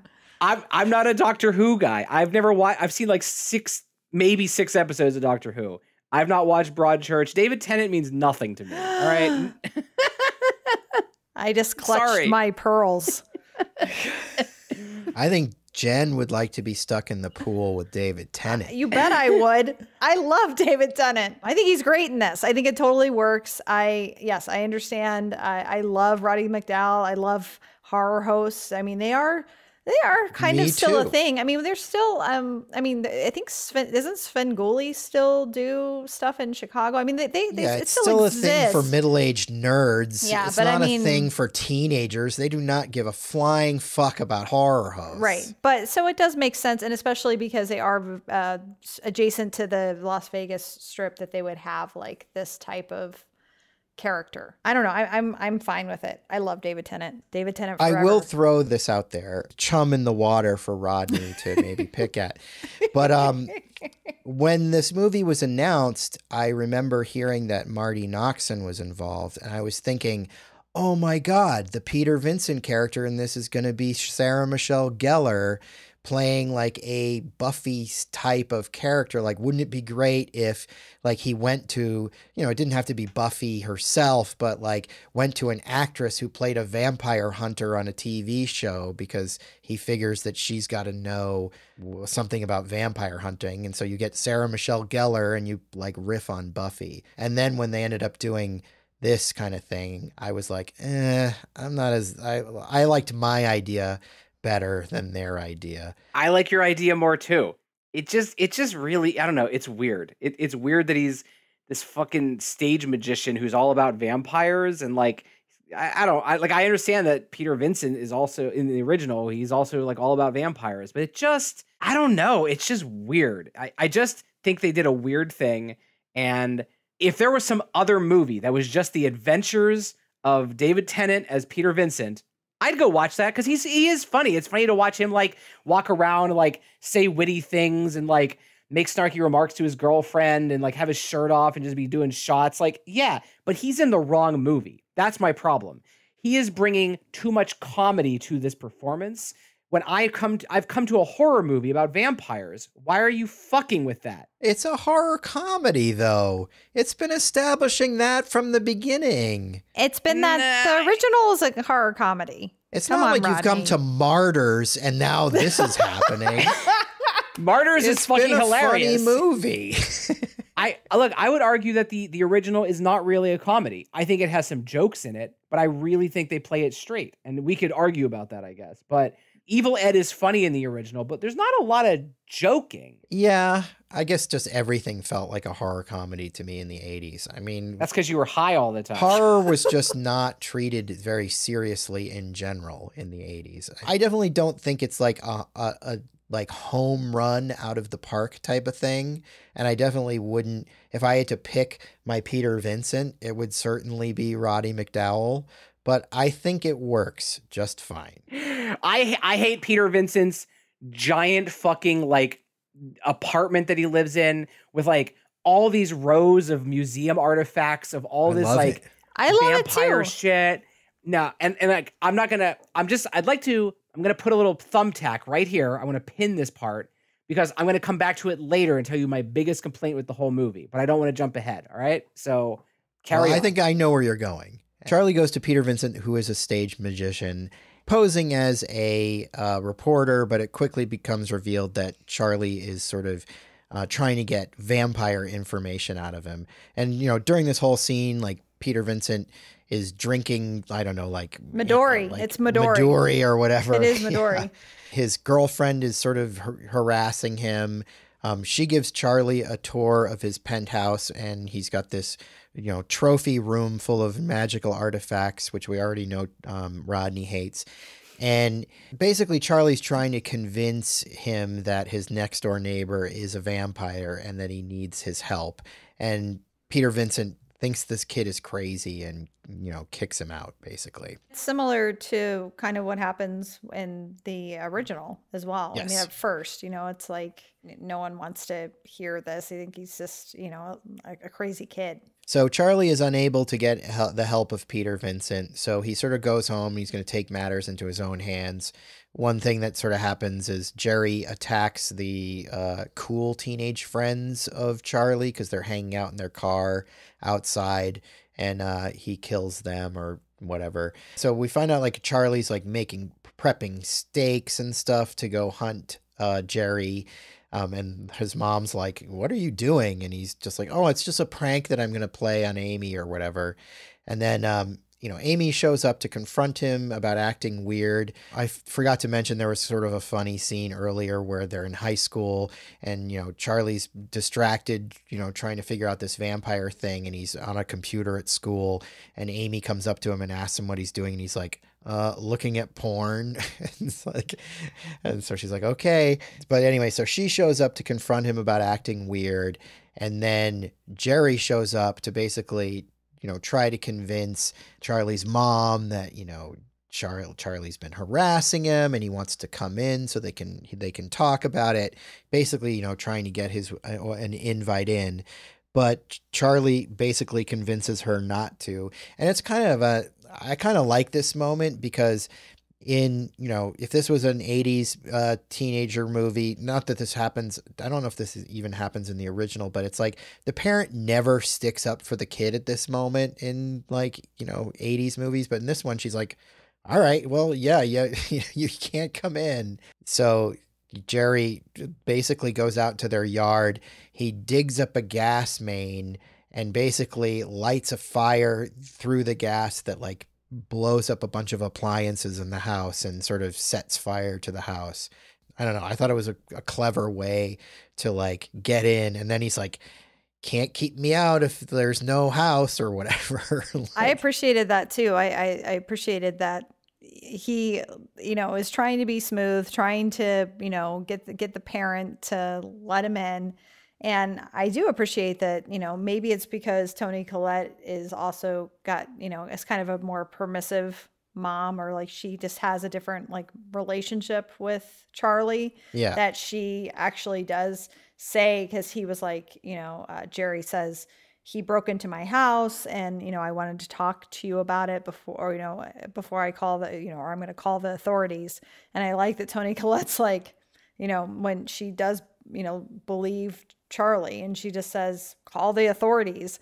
And then we just see Jerry just starting to go around the house and everyone's like, what is he doing? And he's just like, and he's using his like vampire strength to like, more so than just being Jerry, like that does construction, because he's like digging the fuck out of that yard. And Toni Collette's like, what is he doing to my yard? It's just great. I mean, just chunks of yard are flying up. And I don't know. I just think because it also does play into who his character is. He would know if he does do construction. Yeah. He's going to know like where to find the underground, you know, utilities or whatever and do that. It's all believable. And I think it is a great way to like get around the like, okay, you're not going to invite me in, then we're going to get rid of the house. I think this is the best part of the movie. I really like this part. Ooh, all right. I like that the mom just believes her son, right? And I like that. I like the whole idea of burning the house down to get around the invite system. I actually kind of wish this part went on longer. Like I kind of wish there was more of them battling with. I mean, I guess they would just stand in a burning house, but they very quickly get to their car and speed off. But this whole sequence is probably the highlight of the movie for me. I remember loving it in the theater. I remember loving it when I watched it again recently. So bravo here. Good writing. And this is an improvement over the original, I think. So yeah, as Rodney said, at this point, they all flee in the minivan and basically drive off. And like Jerry throws like Charlie's motorbike at them and it like smashes into the back of the minivan. But one sort of either hit or miss element of this next sequence, I think it works, but it's definitely, I could see maybe finding it a little bit much. Basically, they do a sort of one shot sequence, which I mean, I'm sure wasn't just one shot. I'm sure they did multiple shots, but you know, it's all sort of done in that continuous camera moving where they're in the car, they're driving off, Jerry's following them in his truck and then chasing them. And then he manages to get ahead of them and sort of make them stop in the road. But then they run him over, but he's actually underneath their van. And there's a funny moment where he like jams his hand up through the bottom of the car. Then Charlie's like, see, there's a fucked up vampire hand. Do you believe me now? And like, I mean, at this point, Toni Collette's like, this dude is a fucking psycho. But now she's like, oh my God, no, he really is a fucking vampire. It's kind of an impressive all in one shot action sequence. I think it more or less works. Yeah. I mean, again, it works better in 3D because it was clearly meant for that, you know, but it does, there, you can see the CG in it. I don't know why this movie needs like a really long one take, right? But like, I don't mind it. It's cool. He's like, it's like a cool little car chase. He's, you know, smashes into them. I like the hand coming up. I don't know if you said like, you know, he just like floors it. He like makes his mom floor it and they run him over. Yeah. Like that whole, it's cool. I like it too. And you know, whatever CG is happening here is fine with me. It doesn't bother me. I really do enjoy the creepy hand coming up through the floorboard, and it's just it's a fun sequence. And then it also, you know, leads us to the cameo that we get coming up. Well, yeah. So basically the chase ends up with them crashing into another car, and the driver of that car is the original Jerry, Chris Sarandon. he's looking pretty good, I think. Yeah, he looks great. Time has held up well for him. Yep. And he comes out of the car and he's like, "What the hell are you doing?" And then Jerry vamps out. It's a very CG moment. This is kind of where it really like happens, where you see the sort of CG effect that's kind of like whatever. The new Jerry kills the old Jerry.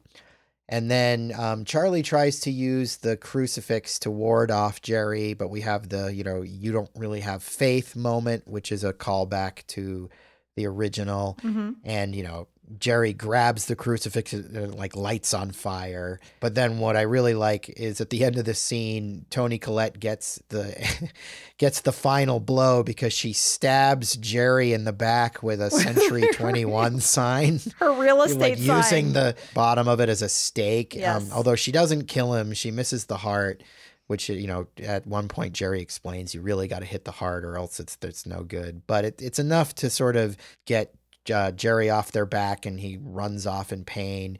And then they take Chris Sarandon's car and drive off. Although Mom at this point, I think, faints and just like hits her head or something.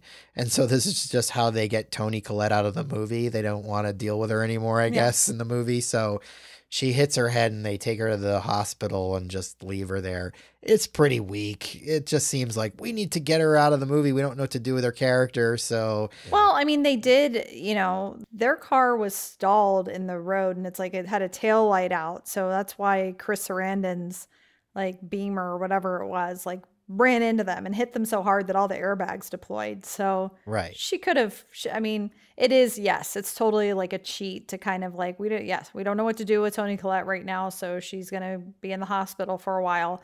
It could have, it definitely could have happened because they got hit really hard. And like while they're leaving, Charlie runs over Jerry again or he like hits a car and it falls on him or something like that. He pushes it's the minivan. Like the minivan, yeah. The minivan rolls over onto Jerry. After Mom goes in the hospital, they like put up all these crucifixes like in her hospital room. Yeah. And like he tells the nurse like she's really Mom religious. is religious. Yeah. Like I thought that was a funny joke. Yeah.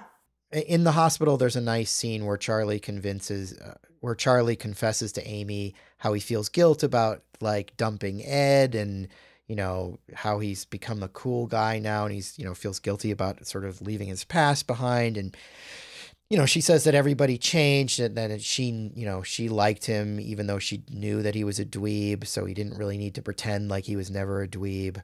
Peter Vincent is like looking at the pictures that Charlie left with him. And he sees the picture of the tapestry that has the insignia on it, and it reminds him of something of his past. So now he's sort of more inclined to help. He calls them, and then he explains to Charlie what the insignia is. And this is something that had flown over my head every time I watched this movie. It was only this time that I even like put this all together. But it's like, this is the insignia of a vicious tribe of vampires who, as we said earlier, keep their victims alive to snack on. And Peter Vincent has had an experience with these vampires in his past, which will be more to be revealed there. But while this is going there is a ring at the door, and it is Ed. Evil Ed is back and disguised as a package delivery guy. And he gets into the house and kills Peter's girlfriend. And then Peter runs into his panic room. He's got a panic room in his loft apartment or whatever, in his penthouse. And the panic room closes on Ed as he's trying to grasp him, and Ed loses an arm. So we have this whole sort of scene where evil Ed confronts Charlie and Amy, but without an arm. Rodney is going to hate this. I'm the whole time just going, the wrath of Rodney. Here we go. Spot on, Jen. I fucking hate this. This part of the movie should be deleted and just make the movie shorter. Everything about this is painful to me, but especially Evil Ed in his like DHL delivery outfit with his black contact lenses. He's like trying to be scary, but all I see is McLovin, and he's like got this lisp, and he's like making jokes, and it's just, and there's all this fucking stupid CG. I'm sorry, there is nothing good here. Nothing. Yeah. I mean, it's definitely not the best part of the movie. Oh, this is so bad. It's so bad. The only cool part is when Imogen Poots, like, she shoots Colin Farrell with like a silver bullet and he pulls out and he's like, that's for werewolves. Yeah. And I was like, all right, yeah, that's kind of cool. And then she smashes the one of the other displays that has a goblet, and then she throws it at him, and she was like, it was holy water or whatever, and he's like, yeah, this is for vampires. Yeah, I like but that like too. Even from where she's like, how does she even know there's liquid in the cup? It's taller than her. And like, why would she assume that's holy water? Like, it's so fucking forced and dumb. I'm sorry, it's dumb. And then Evil Ed and Charlie roll around on the floor punching each other. And like, here's the problem.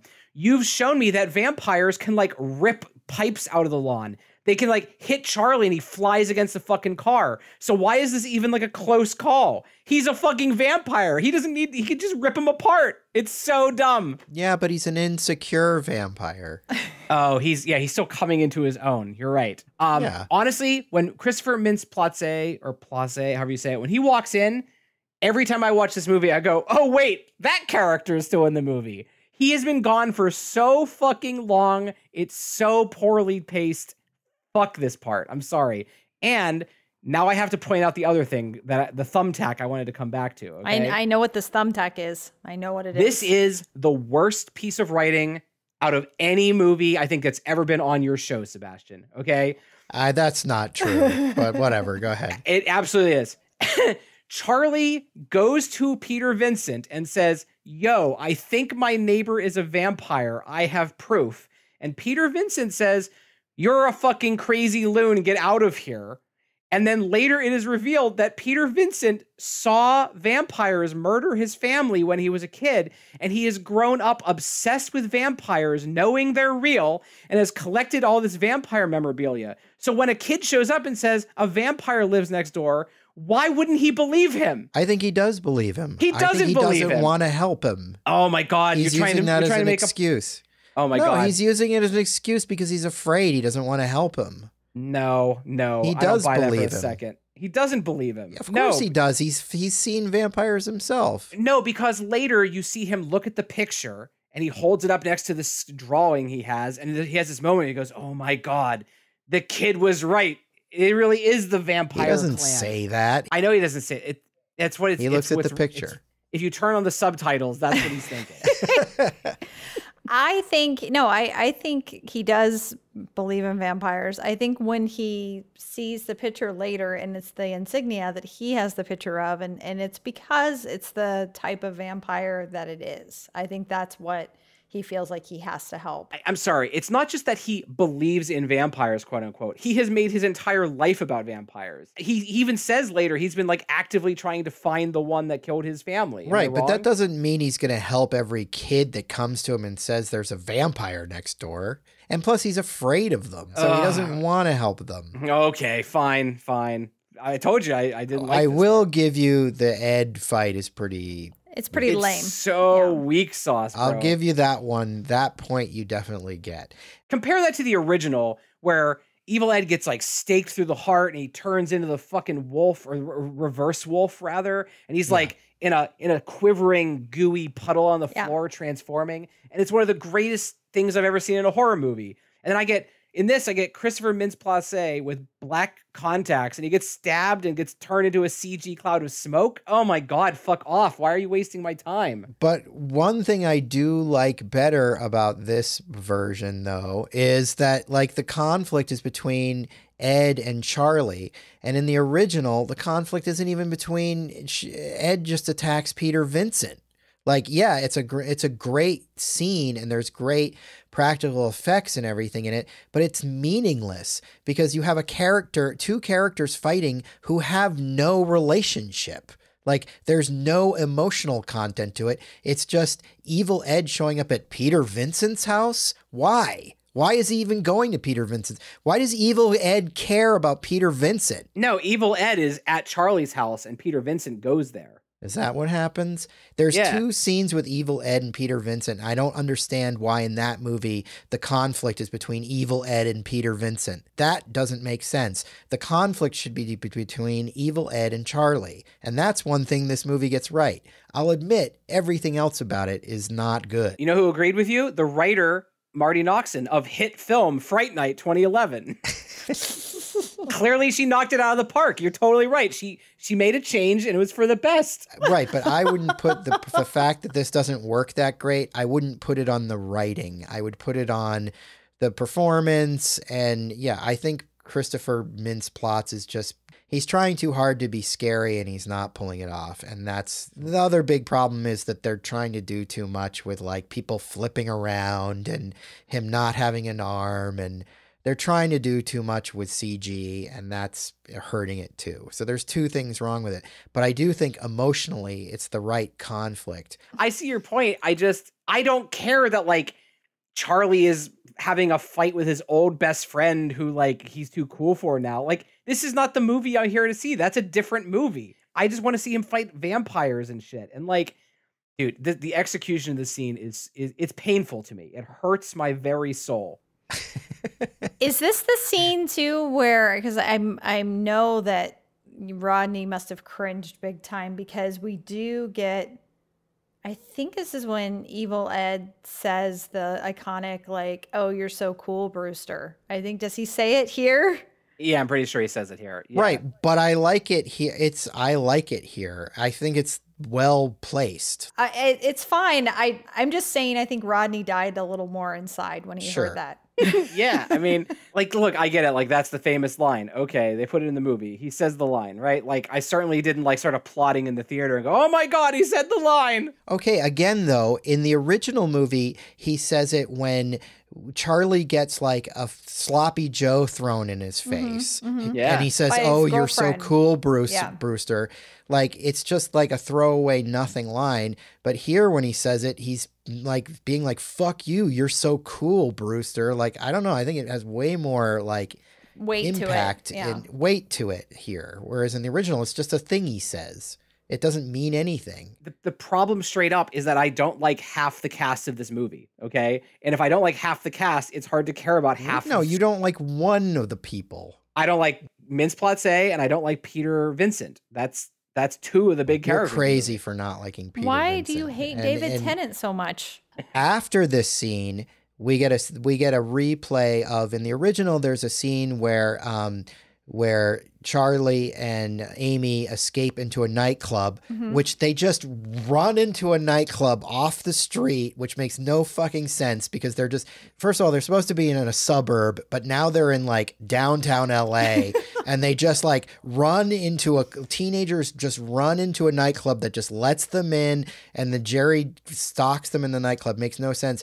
In this movie, the club is in the hotel, which they're already in. So it makes way more sense that they just end up running into this like dance club. And then the scene, I think it's a really good scene where basically they get separated in the dance club because it's crazy. Jerry seduces Amy, and like Charlie can't get to her because he's being like, held back by people. And he does this thing where he makes her like, he cuts his finger or something and then kisses her, so she's sort of drinking his blood. And I know it's kind of a hot scene. Maybe it's just because I feel strongly about Colin Farrell or whatever, but like, this is a much sexier scene in my opinion than the one in the original. Although I do love the music in the original. It's got that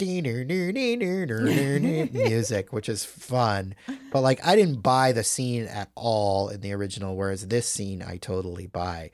Now tell me I'm wrong, Rodney. It doesn't have to be like that, Sebastian. I don't tell you you're wrong. This scene is good. The nightclub scene in this is good. I think I prefer almost everything about the first one in every category. So I really like the music in that original, the way Jerry Dandridge is like hypnotizing whatever the actress's name is, but Amy, right? Amanda Beers. Thank you. This one, it works, and it is hot when he seduces Imogen Poots or whatever. I do miss the fact that in the first one, he like slaughters a bodyguard. He like vamps out and cuts a dude's throat or whatever. Yeah. But like, whatever, I can leave it. I just felt it made way more logical sense here than in the original. I don't know what kind of small town you grew up in, but mine, right next to the barber shop and between the barber shop and the general store, there was a nightclub. Yeah, a suburban nightclub where people are really like getting down. Yeah, it was popular. Like a school night. It's a very, very sexy nightclub in every good small town. That's proper zoning. That's It's a necessity. No, I like the scene too. I think it does make. I love it in the original as well. I was glad that they had a similar thing, and it does make sense that they're already in the hotel, so they just come down into the kitchen and they go out. And I like that the way they get separated, I think is totally legit, and I like that.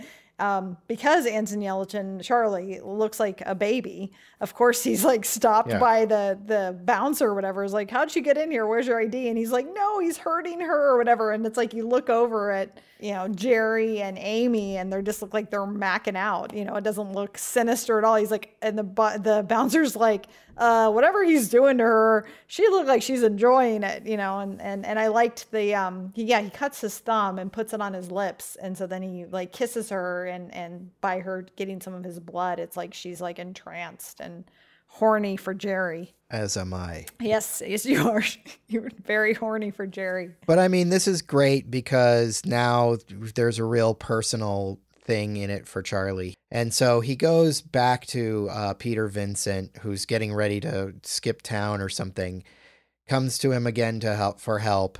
And Peter Vincent again refuses him, but he reveals the backstory that both of his parents were killed by a vampire. I wonder who that vampire will be.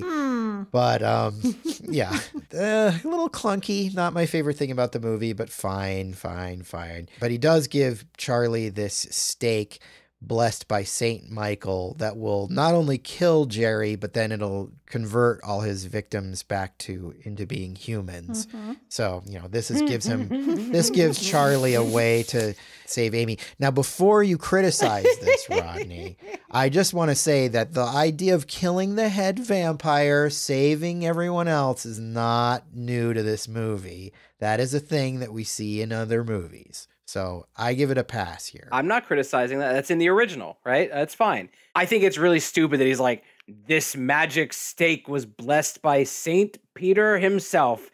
Like, one, why do you fucking have this, right? Two, because he collects those things. Yeah, I know, but like on eBay, he says. Yeah, I get it. It's just like a step that's unnecessary because any piece of any wooden stake will do it. Like, why does it have to be this magic thing? He's not really helping out. He might as well just hand him a fucking chair leg and be like, here you go. Like, it just doesn't add anything to it. You know what's a better version? Like, if earlier in the scene, or earlier in the film, if they actually just staked him through the heart with the fucking sign, and he's like, I got you, motherfucker, and then he didn't die. And you're like, wait, a stake through the heart doesn't work? And then you find out you have to have this special holy thing. But instead, I don't know, like, why? Like, what's the point of collecting all this shit if you have no intention of using it ever? Well, I mean, I think he would like to use it, but he's just a chicken shit. Like, he needs to find his courage. That's like the original Peter Vincent, that's the point of this character, is that he's got to learn to, step up and be a real vampire killer. But I will agree with you that, yeah, why do we need a St. Michael's stake? It could just be like, oh, you kill the head vampire, you free everybody. That's what I'm saying. Like, someone wrote it in there and like, oh, won't this be clever? But no, it's not clever. It's stupid. Well, I think it's like it seems like they had to have a purpose to him collecting all of this memorabilia, or not memorabilia. I think that's really all it is. Artifacts or whatever it's stated, more than once. I mean, you see his place with all this shit. And then like, when he's getting the delivery, he's like, oh, I drink too much and order things off of eBay. So it's like, I feel like they just had to use that in some way. And I agree, Rodney. I think it's kind of an eye roll. It's like, why did it, I think that would have been actually really cool, is if Toni Collette would have hit him in the heart with her real estate sign, but he didn't die. And so then it's because it is the specific type of vampire. They have to have something more special or whatever to be able to kill him. It's also that like Peter Vincent keeps coming in and out of the movie that bothers me, like they have a sequence without him and then go back to him. I don't know, he just feels like he's more in the original. He's like there. He is in more of the original, I think, for sure. What I'm getting at is the pacing and editing of this film is weird to me, right? I just feel like there's a way to re-edit it where these things, like Peter Vincent doesn't show up until like 40 minutes into this movie, maybe even longer. That's too long. Like he's one of the main characters. That's fucking stupid. Well, we do see him actually. I mean, we don't meet him, but we see him at There's the a beginning. TV commercial. Yeah, that. Yeah. I'm not going to count that. Well, because that's how we see Roddy McDowell, though, in the original first is like, I think Charlie is watching Fright Night or whatever, his show. Yeah, first, I agree. Look, I'm not trying to be like a negative, can you say negative Nancy? I don't know what the term is, right? A negative Rodney. And negative Neil.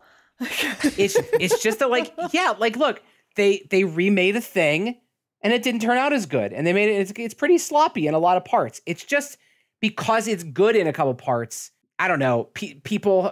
You're like the only people I know who even talk about this movie, right? I think time has forgotten Fright Night 2011 even exists. But I'm saying time should be reminded. Fright Night 2011 hasn't been forgotten in this house, Rodney. No, sirree. But neither is like John Carter or The Wolfman. So great films.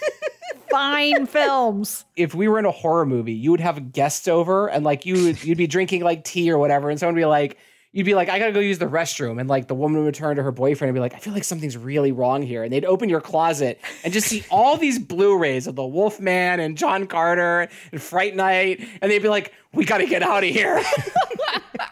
Now that you're done mocking my taste, Charlie basically, he's got to suit up to do the final. We're moving towards our climax.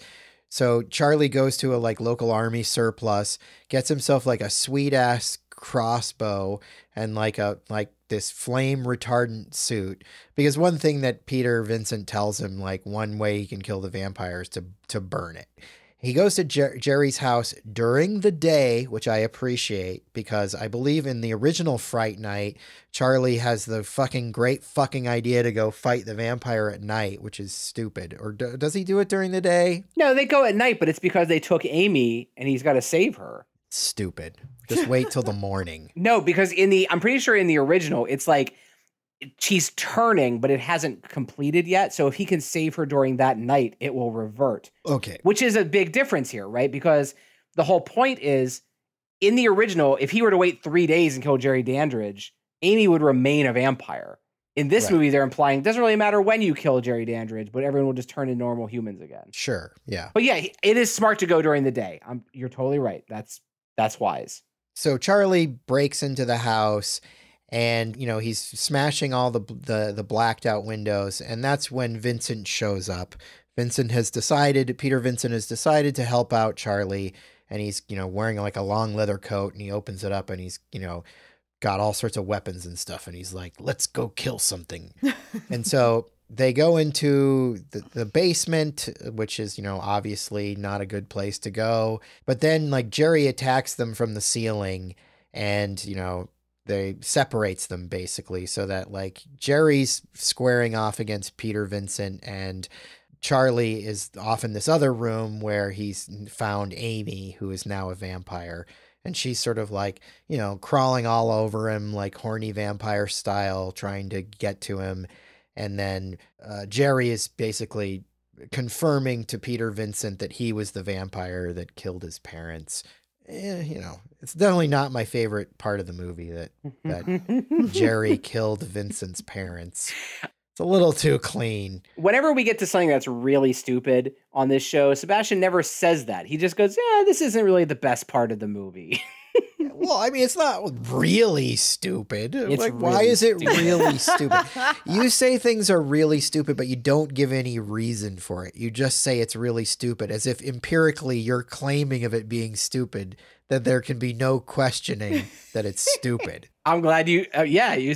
Like, I'm saying it's not that stupid. The vampire that killed Peter Vincent's parents is this vampire, and he's been traveling around the world. It's not my favorite thing. And now he's come to Vegas, where Peter Vincent is a big vampire-slaying performer, and they just happen to all come to a head.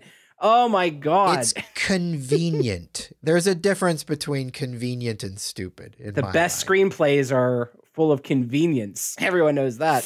Everything's full of convenience, though. Star Wars is full of convenience. Why does Luke Skywalker just happen to live next to friggin' Obi-Wan Kenobi? Like, because Obi-Wan Kenobi knows him and he's keeping an eye on him. He's protecting him from afar. Right, and the planet where his father came from. That was a brilliant place to hide him. The same planet that his father lived on. Last place you'd ever look. Yeah, you pick any movie that you love, including the original Fright Night, and I can find a million conveniences and crap. That's just the way movies work. Why is this like so much more stupid than anything else? I just like watching you get worked up. But you have to explain to me why. Okay, I will explain to you why. Here's why it's stupid, all right? Because by making Jerry Dandridge the vampire that killed Peter Vincent's parents, right? It is taking away from Charlie's mission. It's no longer about Charlie trying to save the day. They're trying to say, oh, shouldn't Peter Vincent get something out of this too? They're both after the same vampire, right? And so it actually makes it a weaker story. I'll agree with that point. Okay. That's why I don't think I like it. I guess I just wouldn't use the word stupid because I don't think it's stupid. They're doing it for a reason, which is what you said, to give Peter Vincent a reason to want to kill Jerry just as much. I don't need it, and you don't need it. You want to know how you know something's stupid? If when you're watching it, you roll your eyes. And when I was in the theater and he goes, that's the vampire that killed my parents, my eyes fucking rolled back. It's exactly what I was going to say. It's an eye roll. I don't think an eye roll and stupid are exactly the same thing. Like it just, an eye roll to me is like, it's convenient and maybe a little lazy. It's lazy not is more what it is. Lazy. Okay. It's convenient and lazy, but not stupid. Basically, like Jerry summons more vampires that are buried in the basement by hitting Vincent with a pebble that causes him to bleed onto the dirt. So, and then Vincent is like shooting at Jerry with his, like, shooting the vampires that come up with this cool stake gun he has, but it doesn't work and it jams. And then Charlie gets Amy with the magic stake, but not in the heart. Charlie saves Peter by blowing holes in the ceiling, but Peter's kind of getting attacked by vampires, so now he's going to turn into a vampire too if Charlie doesn't like save the day. Franco shows up as a vampire for a hot second. Not really sure why we needed him back, but I guess just cuz. Charlie shoots a bunch of holes in the ceiling, so there's enough light so that Jerry can't quite get to him. And he's using Amy to taunt him to try to get him to like step into the light. He's sort of like making her lick his chest and stuff like that. And so then like Charlie's like last basic move is, you know, he's got this flame retardant suit. So he has Vincent light him on fire and he attacks Jerry like while he's on fire, which was a move I kind of liked. I thought that was a cool move. I did too. I thought that actually was clever because there's no other way that he could have attacked Jerry and not gotten killed. Like he just wasn't going to be able to stake Jerry straight up. He needed a leg up. And I also do have to say, I do really enjoy that Jerry flicks the pebble at Peter Vincent's head, and he's just like, really, a pebble, really? And there's just like this one, and that's the drop of blood, CG-ish drop of blood is fine for me there. It's really, I just have to reiterate, it's the vampire vamping out in mouths of the CG that really bothers me. But anyway, that drops, and I thought that was really a cool, I think this was cool, that like, you know, the type of vampire he is, they do establish that they like are nesters or something like that too. They like to burrow.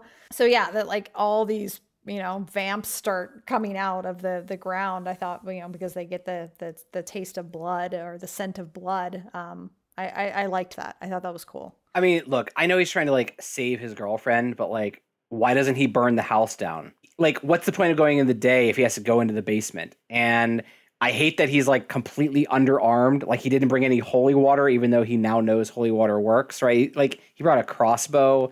I don't know.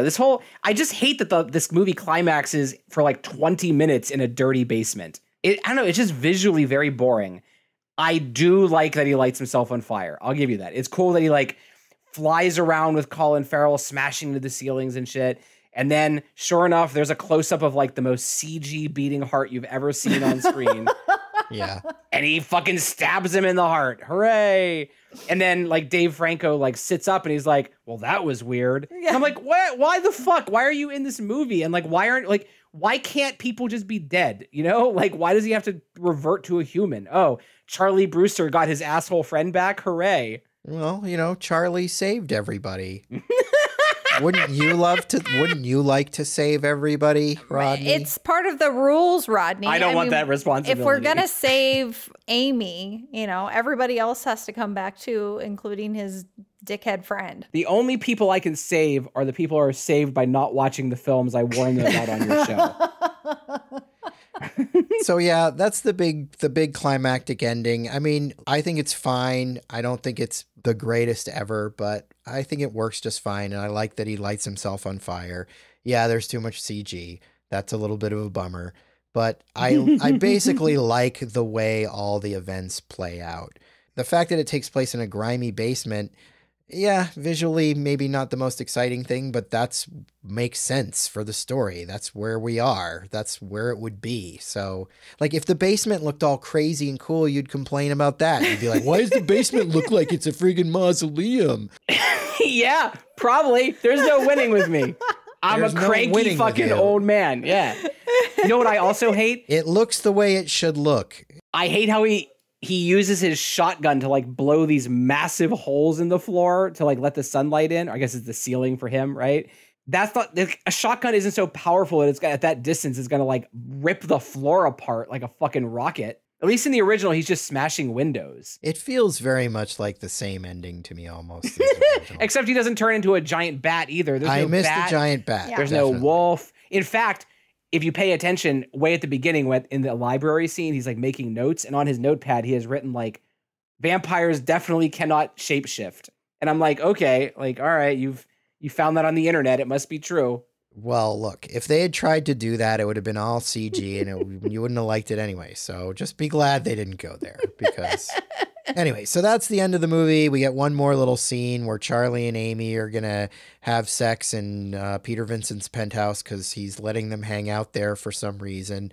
And mom calls and they're going to get a new house. And then we get the end credits to a cool roots rock version of 99 Problems, which I confess to enjoying. I like that roots rock version. I think it's cool. I don't like the opening credits, but I dig the closing credits. I'll say that. Closing credits are cool. Yeah. We get sort of like freeze frames with blood splattered on them of all the different characters. And it sent me out of the theater with a smile back in 2011, and it makes me smile now when I watch the movie for the 5th or 6th time. So the box office for this was a $30 million budget, which for a horror movie is too much. So there's a problem right there.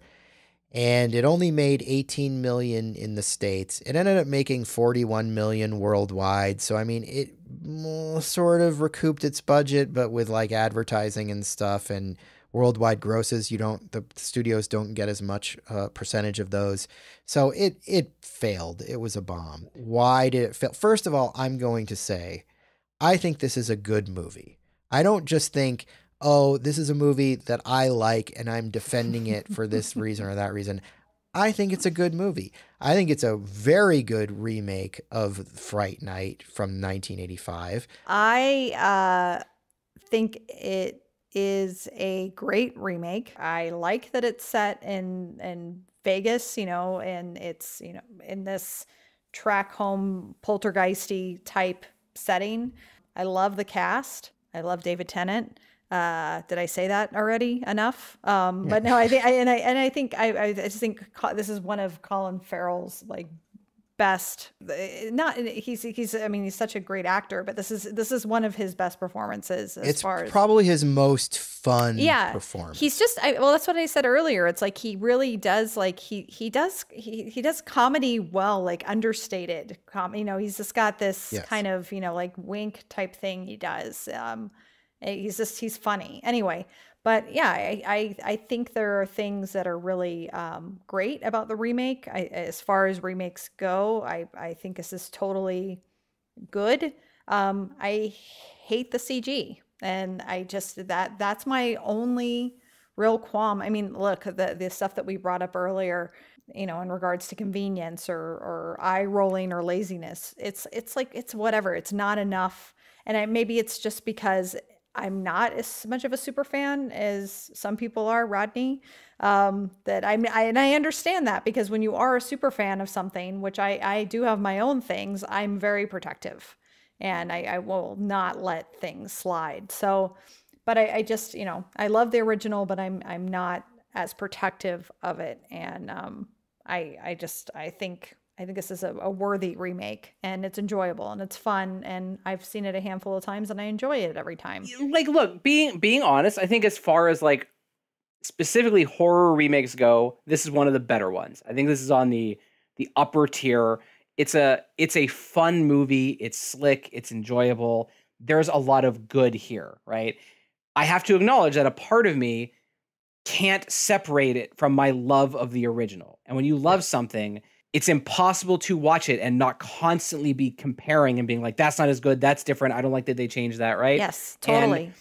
Like if I had never seen the original Fright Night, or if this was just called like My Neighbor is a Vampire, right? Like if I didn't know it was a remake, I might have totally different feelings about it. But it is a remake, and I am that person, so I have to judge it based on my feelings on it, right?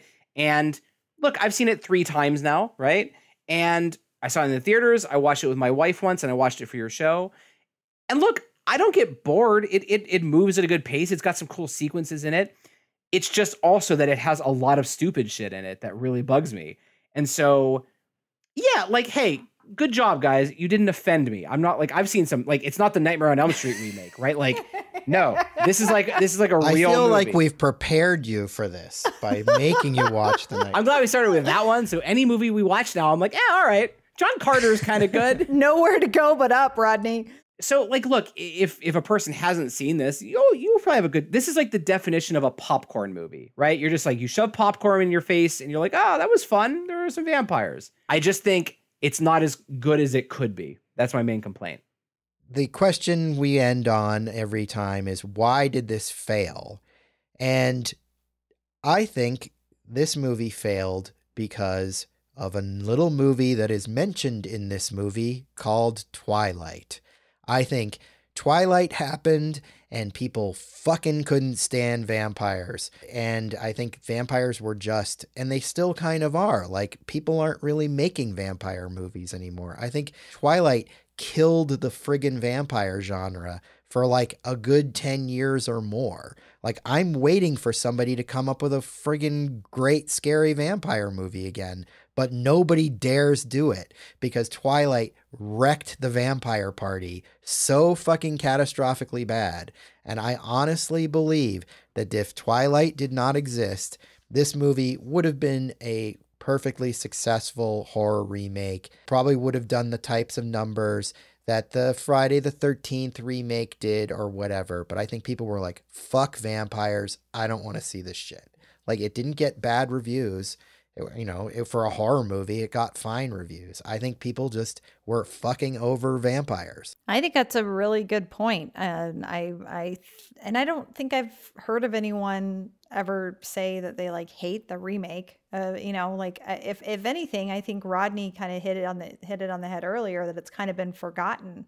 And I think it's because you're right. Like, people were over vampires. I mean, vampires were like really, really uncool. Damn you, Twilight. And they still kind of are, honestly. Like, it's just it's because of vampires, which sucks because I love vampires, but vampires deserve better. Well, like all things, they'll have their time again. They'll come back, I guess you're right. Like, I can't think of any other reason. I mean, also, they spent too much money on it, right? There's no need for all this CG and like the crazy car chase and shit. Yeah. I mean, I think also that, like, most people probably are not familiar with the film Fright Night, So, like, when you remake Friday the 13th, people have heard of it. They know who Jason Voorhees is, right? Kids in 2011. But, like... They didn't know what fucking Fright Night was. You know what I mean? We're all now 30 or over. Yeah. I'm not really sure if there's any other, because you're right. The reviews are pretty good, right? the reviews didn't come out and they were like, oh man, you got to see Fright Night. They're like, hey, Fright Night's a pretty good time, you know? Right. They don't say that about The Nun, and The Nun made like 100 million, you know what I mean? Right. So it's got to be the vampire thing. It's got to just be like, you know, like anytime there's like a really big idea, Hollywood starts churning out as much of it as possible. And unfortunately, somewhere on that train, there was a car where the money stops, right? And there are a bunch of vampire movies, and some of them were successful, but this probably was one of the cars where it was just like, no, I've now had enough. Thank you. All right. Well, I'm going to go put on my Squid Man costume and tie a Stretch Armstrong around my balls and fight some vampires. I can't top that. All right. Thanks for having me.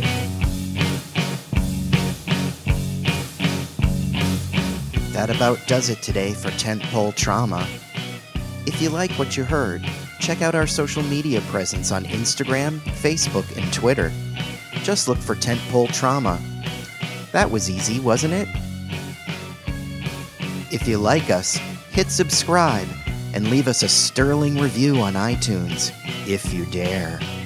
If you really like us, head over to patreon.com and get involved in one of our fabulous tiers. You'll be glad you did. Want to communicate with Tentpole Trauma? Send an email to tentpoletrauma@gmail.com. We'd love to hear from you. And who knows, one day you may even get your email read on one of our shows. Well, thanks for listening, and we'll see you real soon.